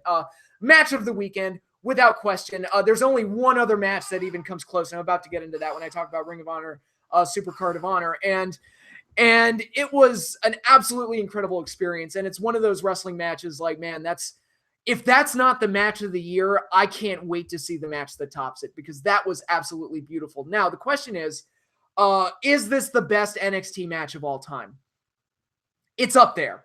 It's the only other two contenders to me are Sami Zayn versus Neville from Our Evolution, title versus career, and Bayley versus Sasha from Brooklyn 2. Those are the only other ones I would put on its level. And I'm leaning towards giving it to Gargano versus Ciampa. Gargano Ciampa topped all of WrestleMania. Like, it's not even close. And it was a match that was worthy of it was a match that was worthy of WrestleMania or Starrcade or a big show like that. It was absolutely incredible. My hat's off to both guys. Ciampa, for the full time that you were out there, I hated your guts. You played your role beautifully. Johnny, the entire time you were out there, I was in your corner. I might as well have been watching a Rocky movie. It was that level of passion and emotion that was pouring out of me the entire time I was watching it. So it was a beautifully told story, and I loved every second of it. It was terrific. Great stuff. And that concludes NXT TakeOver. So, overall impressions of the show. Obviously, I didn't love everything on the show. I didn't love the NXT title match, or the NXT tag title match. No Gargano versus CN in your top NXT. Those matches were really good. Those would be like the next tier down, like the second tier.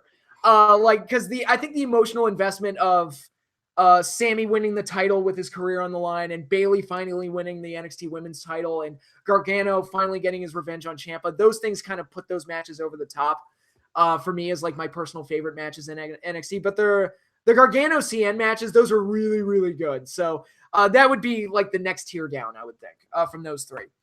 But NXT TakeOver, fully worth watching just for the main event, if nothing else. And I thought the show overall was good. You had a great heel turn on there. You had Aleister Black winning the title. You had a really good ladder match, even though I kind of knocked it down a few pegs. I did think the ladder match was really good.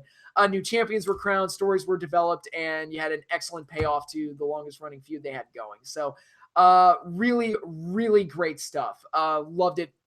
Loved the main event, and that was enough for me to give the show an A. Must-see recommendation. Absolutely.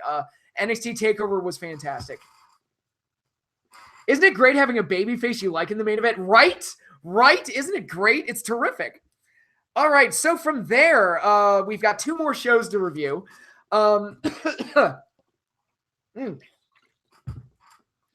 There were two other wrestling shows I watched this weekend. We had Impact versus Lucha Underground. We had Ring of Honor Supercard of Honor 12. I'm going to go into the one I watched first. I'm going to go into Impact versus Lucha Underground. Because really, I mean, that show had the least fanfare behind it, or the least like intrigue to it. I think I made the comment in my preview video that it was a show that was really just there to have a fun time. It was like, look, if you're a fan of Impact Wrestling and you're a fan of Lucha Underground, or even just one of the brands, that was just an excuse to enjoy the wrestlers that you like from that brand. Not a lot of like storylines heading into it, but it was a fun show for what it was. And I got to watch it for free on Twitch. So it's not like they twisted my arm and drained my wallet or anything. I thought it was an overall entertaining experience, even if there was nothing on it that I would describe as truly amazing. But going through the entire show, as you know, if you followed my channel for any length of time, you know that I'm a huge Lucha Underground fan. So just seeing a lot of those guys pop up on a WrestleMania weekend show was awesome for me. So I just spent the whole time marking out.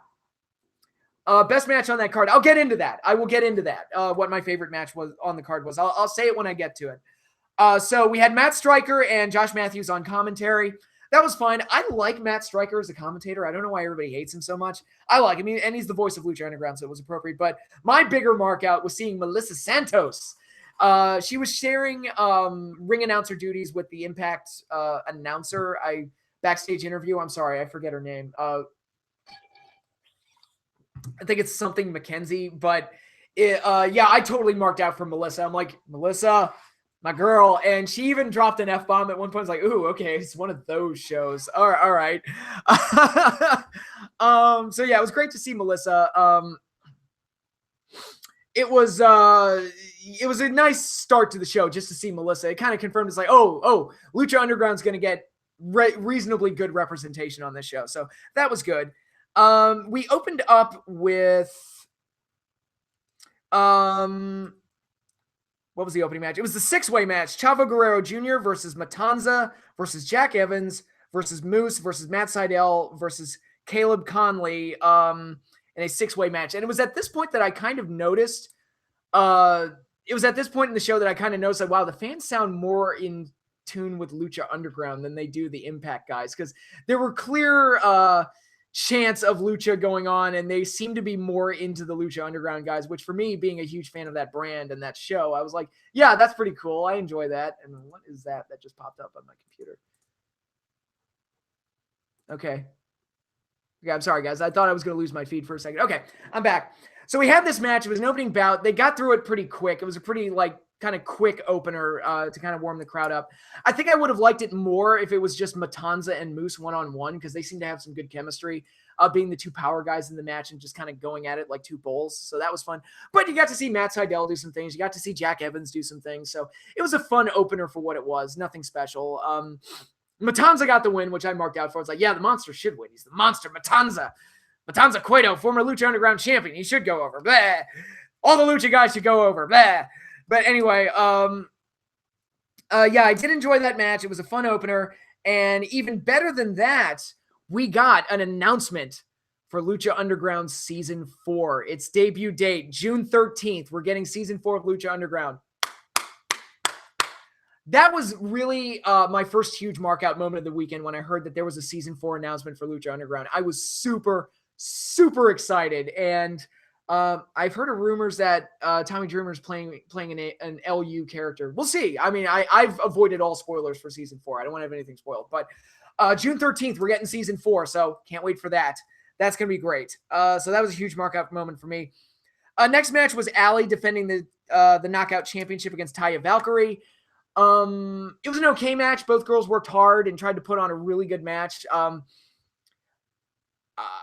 I heard it was solid, or not I heard. I saw the match and I thought it was okay. It was solid. It wasn't like this Runaway Classic. I think part of the problem with the two title matches, although I'll get into the TNA tag title match in a minute, I figured it's like there's no way on earth they're going to switch titles on this show. It's just too, this is just a fun little thing. They're not going to do a title change on it. And sure enough, Allie retained. So it was like, yeah, there's no way.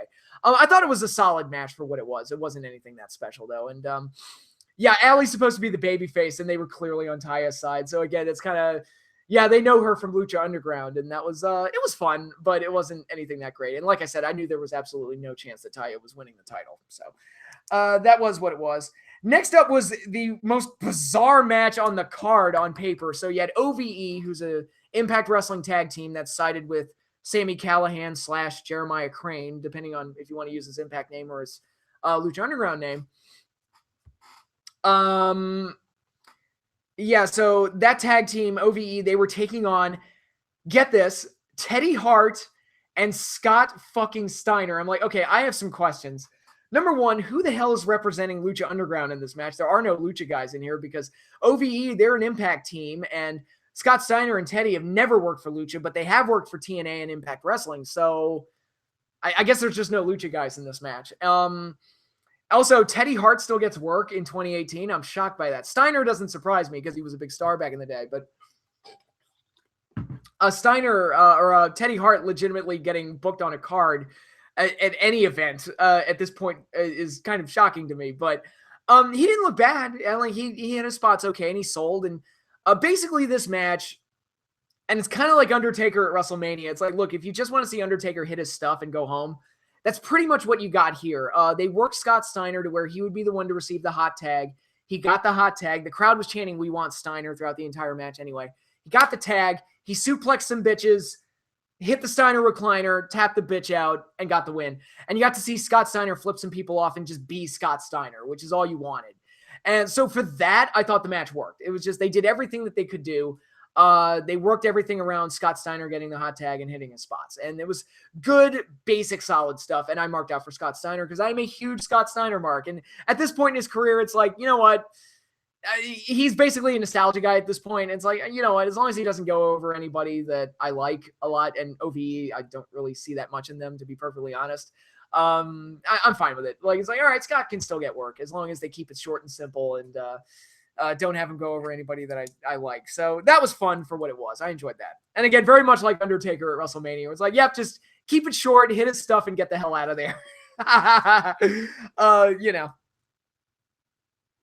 Then after that, we got the 6-man tag, kind of the X Division match of the show. Andrew Everett, DJZ, and Desmond Xavier versus Team Lucha that I marked out for. Drago, Aerostar, and King Cuerno. And yeah, if you're into like the X Division action and the high-flying stuff, that's pretty much what this match delivered. Everybody delivered on the action. It was a fun match from that standpoint. You got to see some high-flying action, and that was it. Again, pretty simple. And if you're a mark for the Lucha Underground guys like I am, this was a good showcase for them. So that was fine, and I enjoyed it for what it was. So that was all good. And Team Lucha, they won. And it was cool to see King Cuerno because I haven't seen that character have a match in a long time. So because he was gone throughout all of season 3 of Lucha Underground, and he came back at the tail end of Ultima Lucha Trace Part 4. So it was nice to see King Cuerno back in the mask and having a match again. So that was neat, and I enjoyed that. So yeah, that was a good solid match.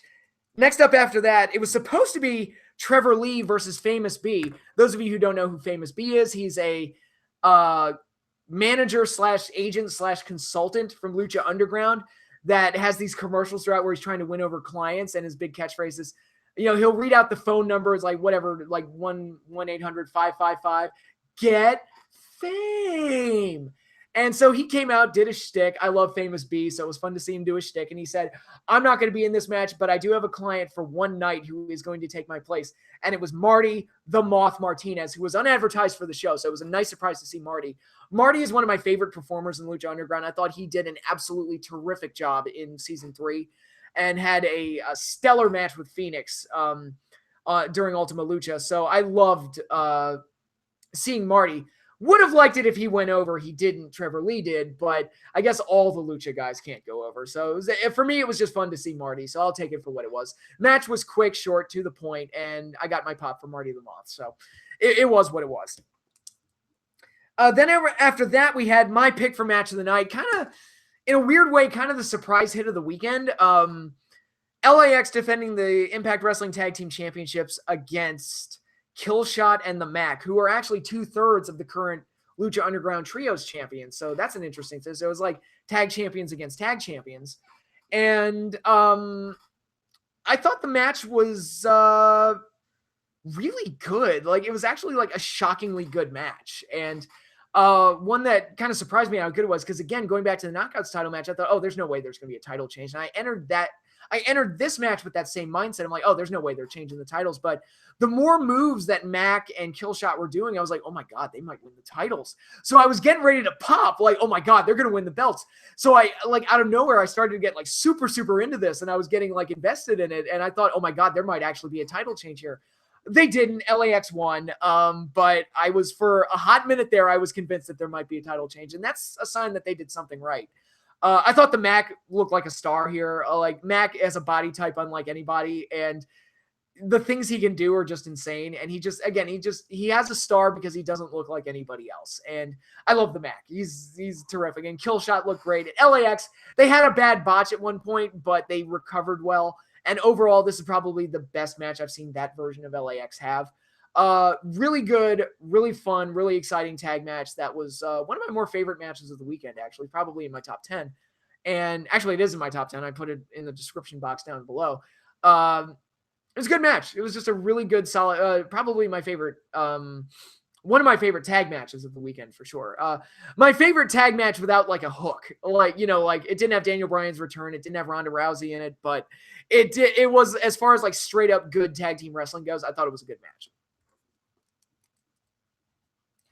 And from there, we got Eli Drake versus Brian Cage. Brian Cage, he's not a man, he's a machine.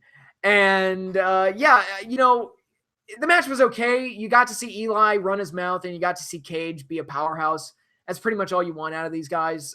It was fine for what it was. Cage went over, looked dominant in the process. Good, solid match. That's really all I have to say.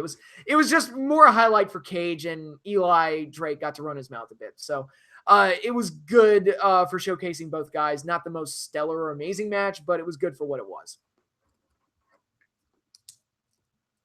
And next up, we had probably the most story-driven match. Actually, it was the most story-driven match on the show. Eddie Edwards taking on Sami Callihan / Jeremiah Crane, depending on which, if you want to go by his Impact name or his Lucha Underground name, in an I Quit match, playing off of the now infamous segment where Sami Callihan crushed Eddie Edwards' face with a baseball bat, broke his orbital bone. So you have this feud going. And that made this probably the most interesting match on paper because it has a storyline payoff. And I thought it was a good, solid, hardcore match. I was like, okay, they did a lot of the stuff that you would expect them to do, working in tables and the guardrails and various other things. It was a good, solid, hardcore match. And then I was really getting into it at the end when they looked like they were going to repeat the baseball bat spot. Either Crane was going to do it again or Eddie was going to do it to him. And they kept playing with whether or not they were going to do it. And it was an I Quit match. And this is where like the finish kind of bugged me, where Don Callis, who has power within not TNA, Impact Wrestling now, and he came out and threw in the towel for Eddie Edwards because he felt to prevent Jeremiah Crane from crushing his face and doing any more damage to Eddie Edwards. It was my problem here is that it's an I Quit match, and you really shouldn't do that unless somebody's going to say I quit into the microphone. And I get like, no, we want the face to look good. He can't say I quit into a microphone, but we want the heel to go over because we want the feud to continue because they're going to probably have a rematch at the upcoming Impact Wrestling Redemption pay-per-view. I'm like, okay, then don't book an I Quit match, you morons. It's like, what's my new my new quote? Put me in, coach. I'm ready. Like, look, a booking team should really use me as a fixer because I would just point out shit like this. Is like, all right, guys. You don't want to have the babyface say I quit into a microphone because they'll make him look bad. But you want the heel to go over. Don't book an I Quit match. Don't book yourself into that corner. It's kind of like when Jericho dropped the world title to Batista in 2008. And I was like, that's stupid. Jericho needed to be this long-term champion. Why would they take the belt off of him? And people defend it's like, well, Austin was the special guest referee and you can't have a face referee count the pin for a heel. And I'm like, first of all, who the fuck made that rule? I've never heard that one before. And second of all, okay, fine. Don't book him with a face referee. You booked yourself. No one twisted your arm and told you had to have a special guest referee that was a babyface. That's just, come on, guys. Use your heads. Put me in. I'm ready, coach. Come on. But other than the finish, I did enjoy the match. I thought it was solid. And it looks like the storyline is going to continue heading into Impact Wrestling's Redemption pay-per-view, which is fine. I'm totally cool with that. And then we had the main event, Austin Aries versus Pentagon versus Phoenix in a triple threat match. Now, you may be wondering that, wait, I thought the advertised main event was Austin Aries and Phoenix versus Pentagon and Alberto El Patron in a tag team match. Well, apparently, Alberto El Patron, being the perfect professional gentleman that he is, felt the need to no-show the event and screwed them out of their main event. Now, fortunately, Aries, Phoenix, and Pentagon in a triple threat is a more interesting match anyway.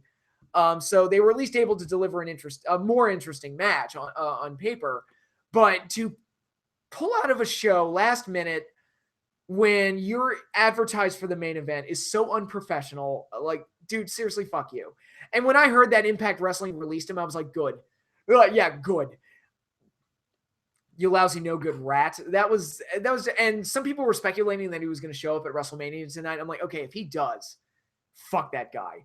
I like that, because that is low and super, super unprofessional. I think back to other instances of this where, or similar situations where the Hardy Boys returned to the WWE at WrestleMania last year. They also worked Ring of Honor the night before because they were advertised in the main event. They fulfilled their obligations with the other company and then went back to WWE. Christian in 2005,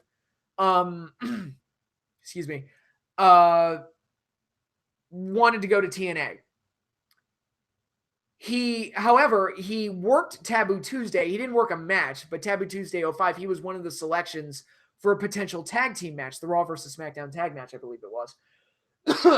And Christian was there at the show just in case he was selected to be one of the participants in the match. So he was fully prepared to work a match without a contract because professional. He didn't have to do that. He could have dropped out. He was under no contractual obligations to work that night, but he did. And then he went to TNA. He fulfilled his obligations and went to the other company. If Alberto no shows this show and then winds up in WWE, fuck you, pal. You're a piece of shit. That is low Bush League bullshit right there. You're terrible. And fortunately, Aries, Pentagon, and Phoenix had a good match. Wasn't the greatest main event in the world. It was kind of short, but I think they had to change their plans last minute. I like the finish where like Pentagon like threw Phoenix up in the air and hit him with like the sickest, like a pop-up powerbomb that would have made Kevin Steen jealous. That looks sick, and I like that was the finish. And hey, Pentagon gets rewarded and gets to go over. That's good of them. Hey, the guy that actually showed up and worked the match that he was supposed to work. Good for him. So yeah, I did enjoy the match. It was a little short, but I think given the circumstances that they change it on the fly, I thought they did pretty well. And honestly, I probably enjoyed the three-way more than I would of a standard tag match. So those are my feelings on Impact Wrestling versus Lucha Underground. I thought it was an entertaining show. Nothing amazing or stellar on it. It's not going to knock your socks off. The production's a little low. But if you're a fan of either brand, I think there's something worth checking out. I think it's fun. And, once again, it was for free on Twitch. So I'm not going to complain too heavily about it. Now, this leads into the Impact Redemption pay-per-view that's upcoming. The main event has been changed to Austin Aries defending the Impact Wrestling Championship against both Phoenix and Pentagon in a triple threat match. So good on them for doing that. Impact Wrestling released Alberto. They had him advertised for the main event against Austin Aries. They said, you know what? This guy's going to no-show. Bye. And they changed the main event. I'm like, you know what? Good on them. And they're rewarding the guys that actually did show up and fulfilled their commitments and were professional. So that's good to see. It sucks that they have to change their main event, and all the TV they've done building that main event have now been a waste of time and money. But, good for them for doing what they did. Nakamura needs a manager. Heyman, maybe? You know what? That wouldn't be a bad idea. That would not be a bad idea.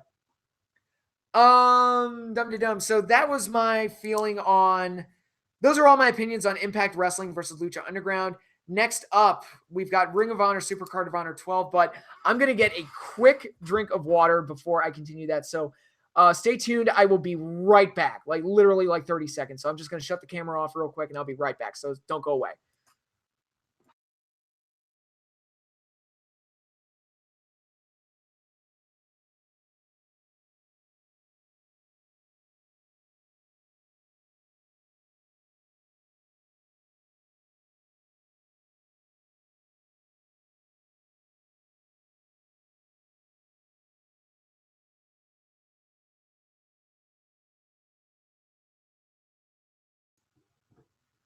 Okay, I'm back. Yeah. Okay, awesome. Yeah, I was just feeling parts there. I've been here for a long time talking about a lot of different things. But let's wrap this up. The show that I watched earlier, or like literally right before WrestleMania, I finished watching it like right before the kickoff to WrestleMania started. Ring of Honor Supercard of Honor 12. Let me give a review grade for Impact versus Lucha. Like I said, I gave it a C. Mild recommendation, especially if you're a fan of either brand. I think it's more for fans of Impact and fans of Lucha than anything else. If you're not a fan of those brands, you won't like it. But if you are, I think there's something there for you to enjoy. So with that, let's get into Ring of Honor Supercard of Honor 12, a show that I thoroughly enjoyed. It had the same problem as WrestleMania where it went a little too long. It ended up being about 5 hours, I think. And it's like, dude, you can shorten this. But I will give them credit. They at least gave us an intermission. So good on them for that. It's like, yay, I get to go take a piss. That's awesome. But with all that said, let's get started with the actual event. So, before the show even began, it was announced that the Kingdom would be banned from the pay-per-view, which inevitably means that they're going to show up, which they did later in the show. But still, I like that we had that little, like, the specter of the Kingdom hanging over the show. It's like, where are they going to pop in? What are they going to do? And so that was something fun to look out for. But from there, getting to the actual matches, opening bout was Chucky T versus Jonathan Gresham. Chucky T got the win. Match was okay. It was kind of a weak opener, I thought. Wasn't really that hot. Neither guy's that interesting. Chucky T can be funny, but I felt like this match should have been like a popcorn match. Like maybe like the first match after a huge match, like the ladder match or something like that. But as an opener, I was like, why are you opening with this? This is kind of, you want to start off hot, not like cold. And this feels like a cold opening. But it was an okay match, I guess. It wasn't like the worst thing I've ever seen. Although I will say, there was a spot where it looked like Jonathan Gresham was going to come down on his face on a suicide dive. And I was like, Jesus Christ, dude, this is, be careful, man. Yeah, that match was what it was. That's all there is to say.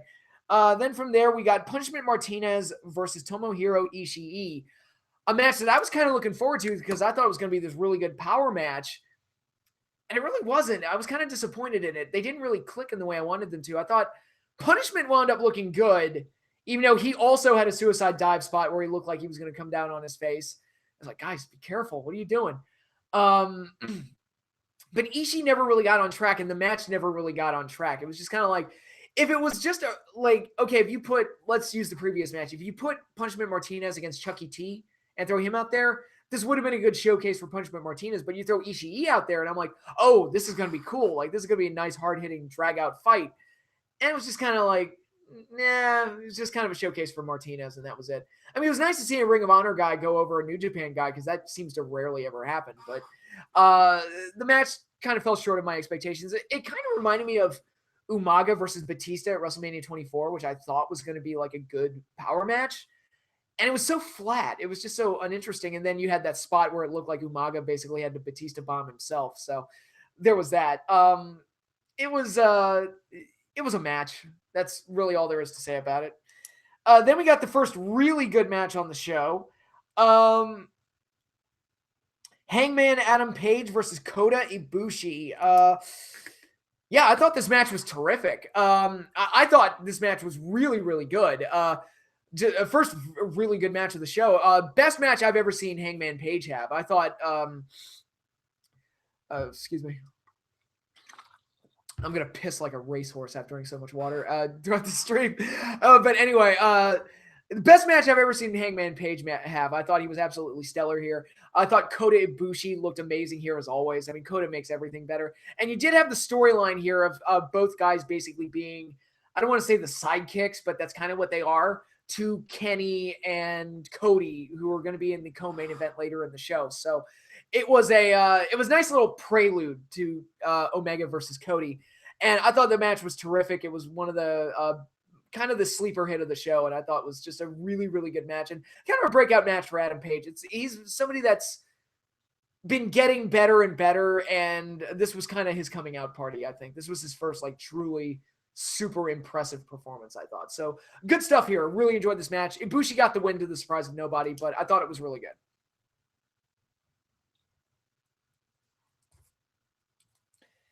And moving right along, we've got the finals to the Women of Honor Championship Tournament. The gatekeeper, Kelly Klein, versus Sumi Sakai.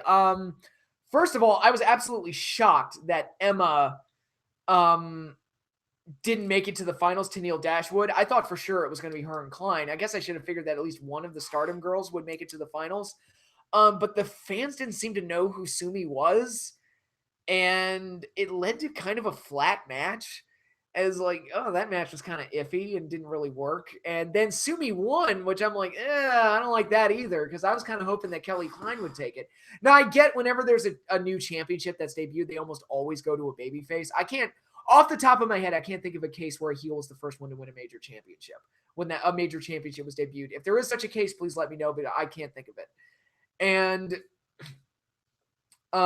yeah, the match wasn't that great. I felt like the wrong girl went over, and I'm like, man, that was kind of flat. Disappointed. I kind of wanted Kelly Klein to take it, but them's the break sometimes. Yeah, a lot of the women's matches kind of fell flat for me this weekend. It was like, yeah, none of them, really left the impression I was hoping they would. And what the hell is that? Okay, guys, I'm sorry. I'm hearing a noise in my bathroom. I'll be right back. Stay tuned. Another delay.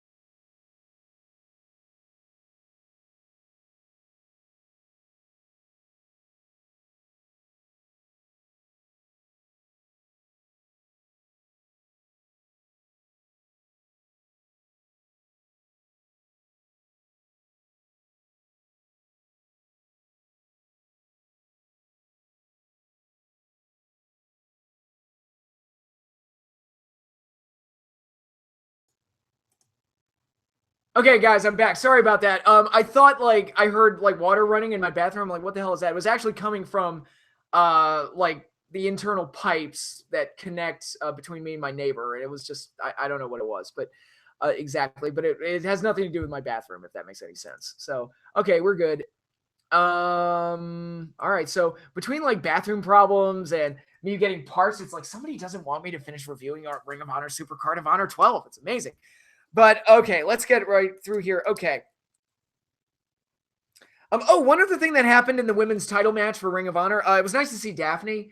Daphne got a little cameo appearance. I'm like, oh, that's nice. I like Daphne. Good to see her again. Always nice to see Daphne. And then we go to the ladder match. SoCal Uncensored defending the Ring of Honor 6-man tag team championships against the Young Bucks and Flip Gordon.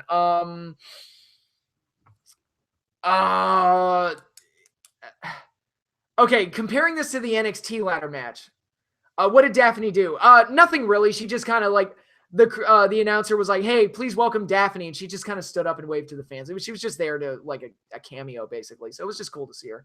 But anyway, the ladder match. If I'm comparing this to the NXT ladder match, I think I like this one a little bit more, and I know I'm going to be in the minority there because this one had a heel face dynamic to it where SoCal Uncensored, Daniels, Kazarian, and Scorpio Sky were the clear-cut heels. The Bucks and Flip Gordon were the faces. And the match kind of worked itself that way. They had teamwork dynamic going on for it as well. So to me, it had more focus than the NXT ladder match instead of just being this wild spot fest. And when it's a wild spot fest, pretty much everybody's the babyface. So I like the heel face dynamic. I like the teamwork dynamic. And that made it seem like a little bit more of a story rather than just wild chaos and spots. Now, you did get wild spots out of it. The Bucks were flipping all over the place. And Flip Gordon had a scary spot where he looked like he lost his balance while standing on the ring post. It's like, dude, be fucking careful. These guys, like one of these days it's going to go horribly wrong. But yeah, I just really enjoyed this match pretty much from start to finish, and really enjoyed it was a spot fest, but it was an enjoyable spot fest. And like I said, I like the storyline points to it. And this was where the Kingdom made their appearance, and they tried to ruin the match, attacked both the faces and the heels, which led to that very cool moment where the faces and the heels actually teamed up to get rid of the Kingdom. And that was really cool, and I thought that was great. You had Matt Jackson bringing in his back injury to things, and I actually really liked the ending where he took like the belt that he's using as a back brace, and he started whipping Daniels with it while they were on top of the ladder together. There were a lot of like really neat things in this match, and I thought it was a better than usual multi-man ladder match. Typically, like I said, these things are just wild, chaotic spot fests, but and this was as well, but again, it had a little bit more focus to it, and I did enjoy that. So, yeah, very enjoyable match, one of the better matches on the show, and just really good car wreck style match. And at this point, we got the intermission, which I totally marked out for. It's like, yay, long show gives us an intermission, hooray! That's so awesome. I love that. Love all of that. But when we came back from intermission, we had the Briscoes versus Jay Lethal and Hiroshi Tanahashi for the Ring of Honor Tag Team Championship. I thought Tanahashi added some flavor to this to make it stand out a little bit more. Good, solid tag team action is really the best way to describe this. I didn't think it was an outstanding match. It was a good, solid tag match, though, and a nice, like, kind of reopener in a way, coming back from intermission. It was a nice match to follow up on the intermission on, a nice way to kind of reincorporate us back into the action. I think the Briscoes are kind of rejuvenated a little bit with the heel turn, and like I said, I think Tanahashi added a lot. I think Lethal was his usual really good self. Good solid tag match. You can't ask for any more than that. Briscoes retained. And I should note in the ladder match, SoCal Uncensored retained as well. So not a lot of title changes on this show. Next up after that, we had Kenny King versus Silas Young in a last man standing match for the Ring of Honor TV title. Austin Aries, who is collecting belts from all the different companies around, made it known that he wants the Ring of Honor Television Championship. So he did commentary during this match. During the match, I thought they had a nice hardcore brawl, kind of like Eddie Edwards and Sami Callihan during the Lucha Impact show. It was good, solid. Yeah, it was just good, solid hardcore wrestling. Nothing stellar, nothing great, but good and basic for what it was.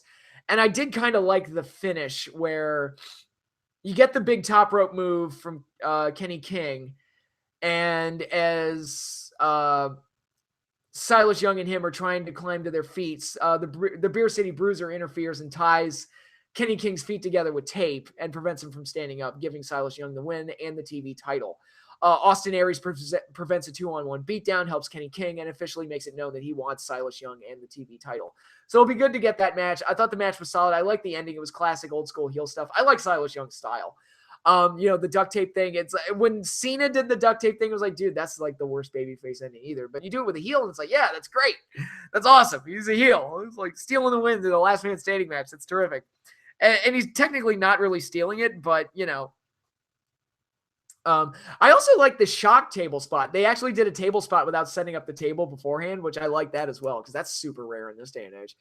Yeah, that was an enjoyable match for what it was. Nothing stellar or special, but it was fine. And next up, we got this segment where it looked like Cheeseburger and Eli Issam were going to take on the Dogs, Rhett Titus and Will Ferrara. And the Dogs attacked Eli pre-match, injured him. So that brought out the authority figure, Bully Ray. And then Cheeseburger said, Bully Ray, why don't you be my partner? And it looked like they were going to have that match. But then Bully Ray turned heel on Cheeseburger and said, don't ever put me on the spot like that again, you punk. You young people, you're what's wrong with the business, blah, blah, blah. And basically cut a promo on all the young guys in the business and threatened to pile drive Cheeseburger and force the Louisiana State Commission to shut the show down and take the double main event away from the fans. So yeah, I thought Bully Ray's promo was fantastic here. I thought using the WWE Hall of Fame as a way to get heat, I thought was great. I thought he came off really well here. And as a way to kind of kill time before the double main event. I thought it was fine for what it was. I enjoyed it. And it's, Bully Ray, one of his greatest attributes is that the dude can talk. So I know a lot of people probably didn't like this because, a lot of Ring of Honor fans are just all about the action. But, like I said, as a time killer before the double main events, I thought it was entertaining. It was just Bully Ray being Bully Ray. And now I'm wondering, it's like, gee, I wonder where they're going to go with this. Because he ran down Will Ospreay. He ran down Cheeseburger. He ran down Flip Gordon and a few other guys. So, we'll have to see where it goes. He powerbombed Cheeseburger instead of pile driving him. So he just injured him instead of doing a barred wrestling move that would shut the show down, which I'd never heard that before. I didn't know doing a pile driver could get the Louisiana State Commission to shut your show down. That's an interesting new twist on things, but overall, entertaining segment. And now we've got the double main event, and I'm just going to get this out of the way right now. Huge mistake by Ring of Honor. Not closing with Kenny Omega versus Cody Rhodes. That was a huge mistake, and I cannot believe they didn't close with that match because A, it was the best match on the show. B, it was the match that everybody paid to see. And there were a couple problems with the Ring of Honor World title match that really kept it from being warranted for it to close the show. So, I mean, that was a huge, and I cannot believe that somebody didn't say anything. It's like, no, guys, you got to close with Kenny versus Cody. You cannot close with Marty Scurll versus Dalton Castle, but they did. It was a mistake. It didn't, not a disastrous mistake, but it was a mistake. And, but we did get Kenny Omega versus Cody Rhodes, which I thought was an absolutely terrific match. The two matches I was most excited for this weekend were Ciampa versus Gargano and Kenny versus Cody, the Bullet Club Civil War, and I thought they delivered tremendously well. I fucking loved it. Everything they did. And Cody is so good. I mean, Cody is so good at being him. And all the antics he does, the theatrics, the teasing the Shattered Dream spot, and then later in the match, he did this bit where he yelled over to Brandy, who plays her bitch valet role really well. She went through a table at one point, so even she worked hard in this match. But he did this bit early on where he was like, Brandy, throw me the gimmick. And he looks like she throws him something, and it looks like he's going to hit Kenny with it. And the referee's like, no, you can't do that. So he takes the thing away from Cody. And then while the referee's back is turned, he low blows Omega after doing some false teases with the Shattered Dreams. I'm like, oh, Cody, you're magnificent. He came out with, what was the new Bear's name?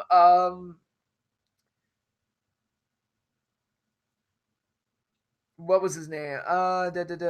Bernard the Business Bear. Yeah, he had this bear mascot in a business suit, and Kenny Omega wound up taking his head off. So that was cool.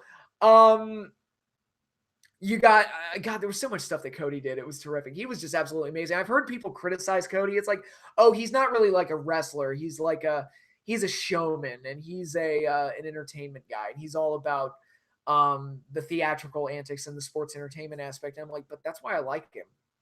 He's great at playing the heel. He's great at telling stories. I like his matches. So what's the problem? He gets heat, and he was great in this match. He was terrific in this match. Helped tell the story. And I thought that these two had an outstanding match from bell to bell. It went long. I mean, it went close to 40 minutes, but I thought, the entire time I watched it, I was fully on the edge of my seat, and I just loved every minute of it. And, there were so many great counters and moves that they were doing, and I was fully enthralled by the action. And again, it all comes down to Cody Rhodes, who was absolutely incredible as the heel of the match, setting up Omega for his comebacks and his big moves and, all the false finishes they were doing. It was a terrific match, absolutely terrific match. And then you get to the end where the referee gets knocked down and the Young Bucks come out. And this is where my butthole clenched. I'm like, okay, what are we going to get here? This is where shit's really going to hit the fan. Young Bucks get into the ring, and it look, okay, are they going to super kick Cody, or are they going to super kick Omega? And it looks like they're going to go for Omega, but then they turn to Cody, and it looks like they're going to super kick Cody, but Cody ducked, and they hit Omega by mistake. It's like, oh, no! And so Omega was clearly pissed off with that. And then Cody finishes him off with Crossroads. Referee is revived, and Cody Rhodes defeats Kenny Omega at Supercard of Honor 12. I'm like, oh, man, the Bucks. And, the "you fucked up" chant is a chant that a lot of fans, a lot of smart folks have kind of decried over the years. It's like, it's very disrespectful to do that. Again, very much like the "you deserve it" chant at Gargano Ciampa. They had a very great use for it here that accentuated and punctuated the story. When the Bucks were kind of looking, sorrowful at Omega, the crowd started chanting, "You fucked up, you fucked up, you fucked up." I'm like, yeah, in storyline, you did fuck up, Bucks. You totally fucked up. And now I'm wondering, oh my God, this is going to splinter the Bullet Club even more. Good grief. The plot thickens. I shall get my popcorn ready. This is going to be incredible. Really enjoyable match. Loved it. Loved it. Second best match of the weekend. It wasn't quite as good as Gargano Ciampa, but I thought it was an incredible match and easily the best match on the show. Should have been the main event. Unfortunate that it wasn't. But goddamn, I am so looking forward to see how they follow up on this. And I'm really excited to see what we get out of All In later this year. I can't wait for the show, and I don't even know what the card's going to be. So they're doing a masterful job of setting up the stories and the matches for that, whatever those end up being. But I thought Kenny and Cody was one of the best matches of the weekend, easily. Instant classic, terrific, everything I wanted it to be and more. Lived up to the hype. Really the main reason to check out Supercard of Honor. For no other reason than to check out that match. I thought it was amazing, and I thought both guys tipped the old hat to you. Oh, by the way, Cody Rhodes, very cool that you came out wearing an eye patch after he had his eye kind of busted open at Sakura Genesis. So good stuff there. Good little attention to detail. I like that. So terrific match all around by everybody involved. I thought it was terrific. Great stuff. I can't put it over enough. Now, from there, we are going to the main event. Dalton Castle defending the Ring of Honor World title against the villain Marty Scurll. Now, after following Kenny Omega versus Cody, there was no way they could. I was like, there's no way this match is going to be able to follow. And sure enough, the crowd they were into Marty and they were trying to get into this, but it was a little flat, their initial reaction. They kind of want him back towards the end, though. And I was like, okay. The only justification for doing this match as the closer is if Marty wins the title, or some big angle happens that necessitates putting this match last. But so it made me think, okay, maybe Marty's going to win the title, and that's why they're closing with it. And they did this spot where Marty was going to throw powder in Dalton Castle's face, and Dalton flung it back into his face. I was like, oh shit, Marty's blinded. And Marty does this spot where he snaps his opponent's fingers and breaks him. And he makes it look really nasty when he does it, but he's blinded and the referee is going to check on him, and he grabs the referee thinking that it's Dalton Castle, and he snaps the referee's fingers. And I'm like, oh shit. And then Dalton Castle hits the Bangarang, his finisher, on Marty Scurll, and the referee goes to count, but when he hits the mat the first time, his hand hurt. He hurt his counting hand. And I was like, oh my God, he can't make the 3 count because he's hurt. And I thought, it's like, oh my God, if Marty wins this, that spot is brilliant. Unfortunately, Marty did not win. Dalton Castle ended up coming through and winning the match. There was no title change. So that spot felt kind of wasted. And putting this match as the closer felt like a waste, because it's like, why would you close with this match if Dalton's just going to retain the title anyway? And the fans felt like they were in Marty's corner, and they wanted Marty to win. So that felt like a huge mistake all around to not close with Kenny versus Cody. But it was what it was. Like I said, there were some things to enjoy about the match. The general antics of Marty Scurll were fun. Nick Aldis, the current NWA World Heavyweight Champion, formerly Magnus of TNA, he actually slipped Marty Scurll bolt cutters at one point to expose the top turnbuckle. I'm like, all right, that was a neat little spot. I like that. Nice to see Magnus. Nice to see he still gets work.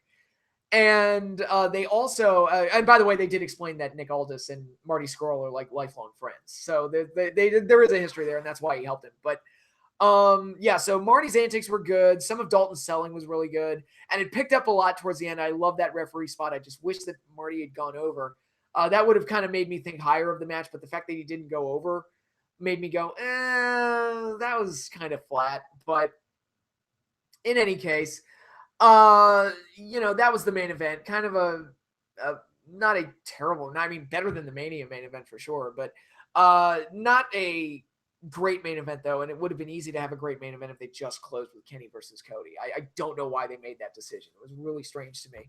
So, yeah, but overall, I mean, between the ladder match, Ibushi versus Page, the Kenny versus Cody match, which was incredible, and a few other solid matches here and there. I thought Supercard of Honor 12 was worth it. I really enjoyed the show. I'm going to give it an A. Must see.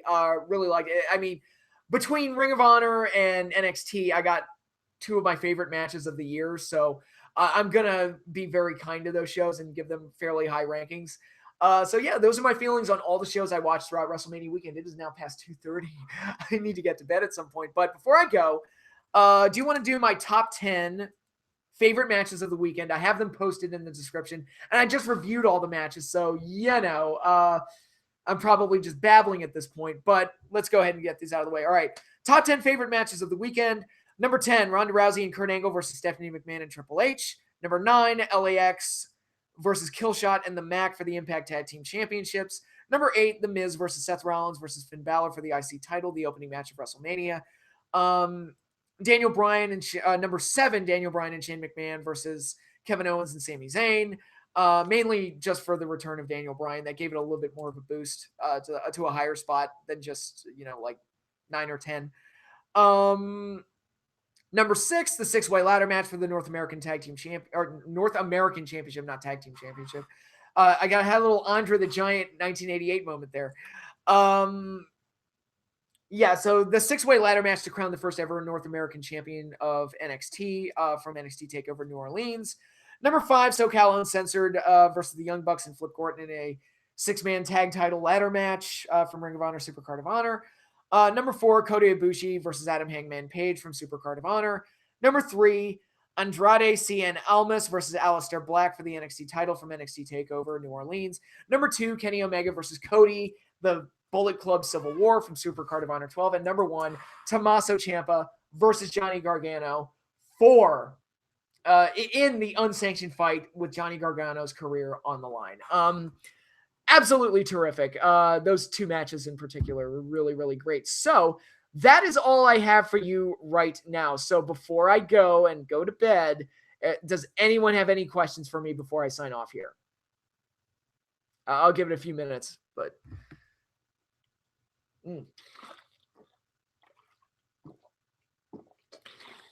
Oh, God. This was a fun weekend. I got to be honest. I did have fun this weekend, even though, like I said, Mania had its problems. But I think all the shows I watched were just so much fun that I couldn't help but just really sink my teeth into it. And just I was a happy wrestling fan this weekend.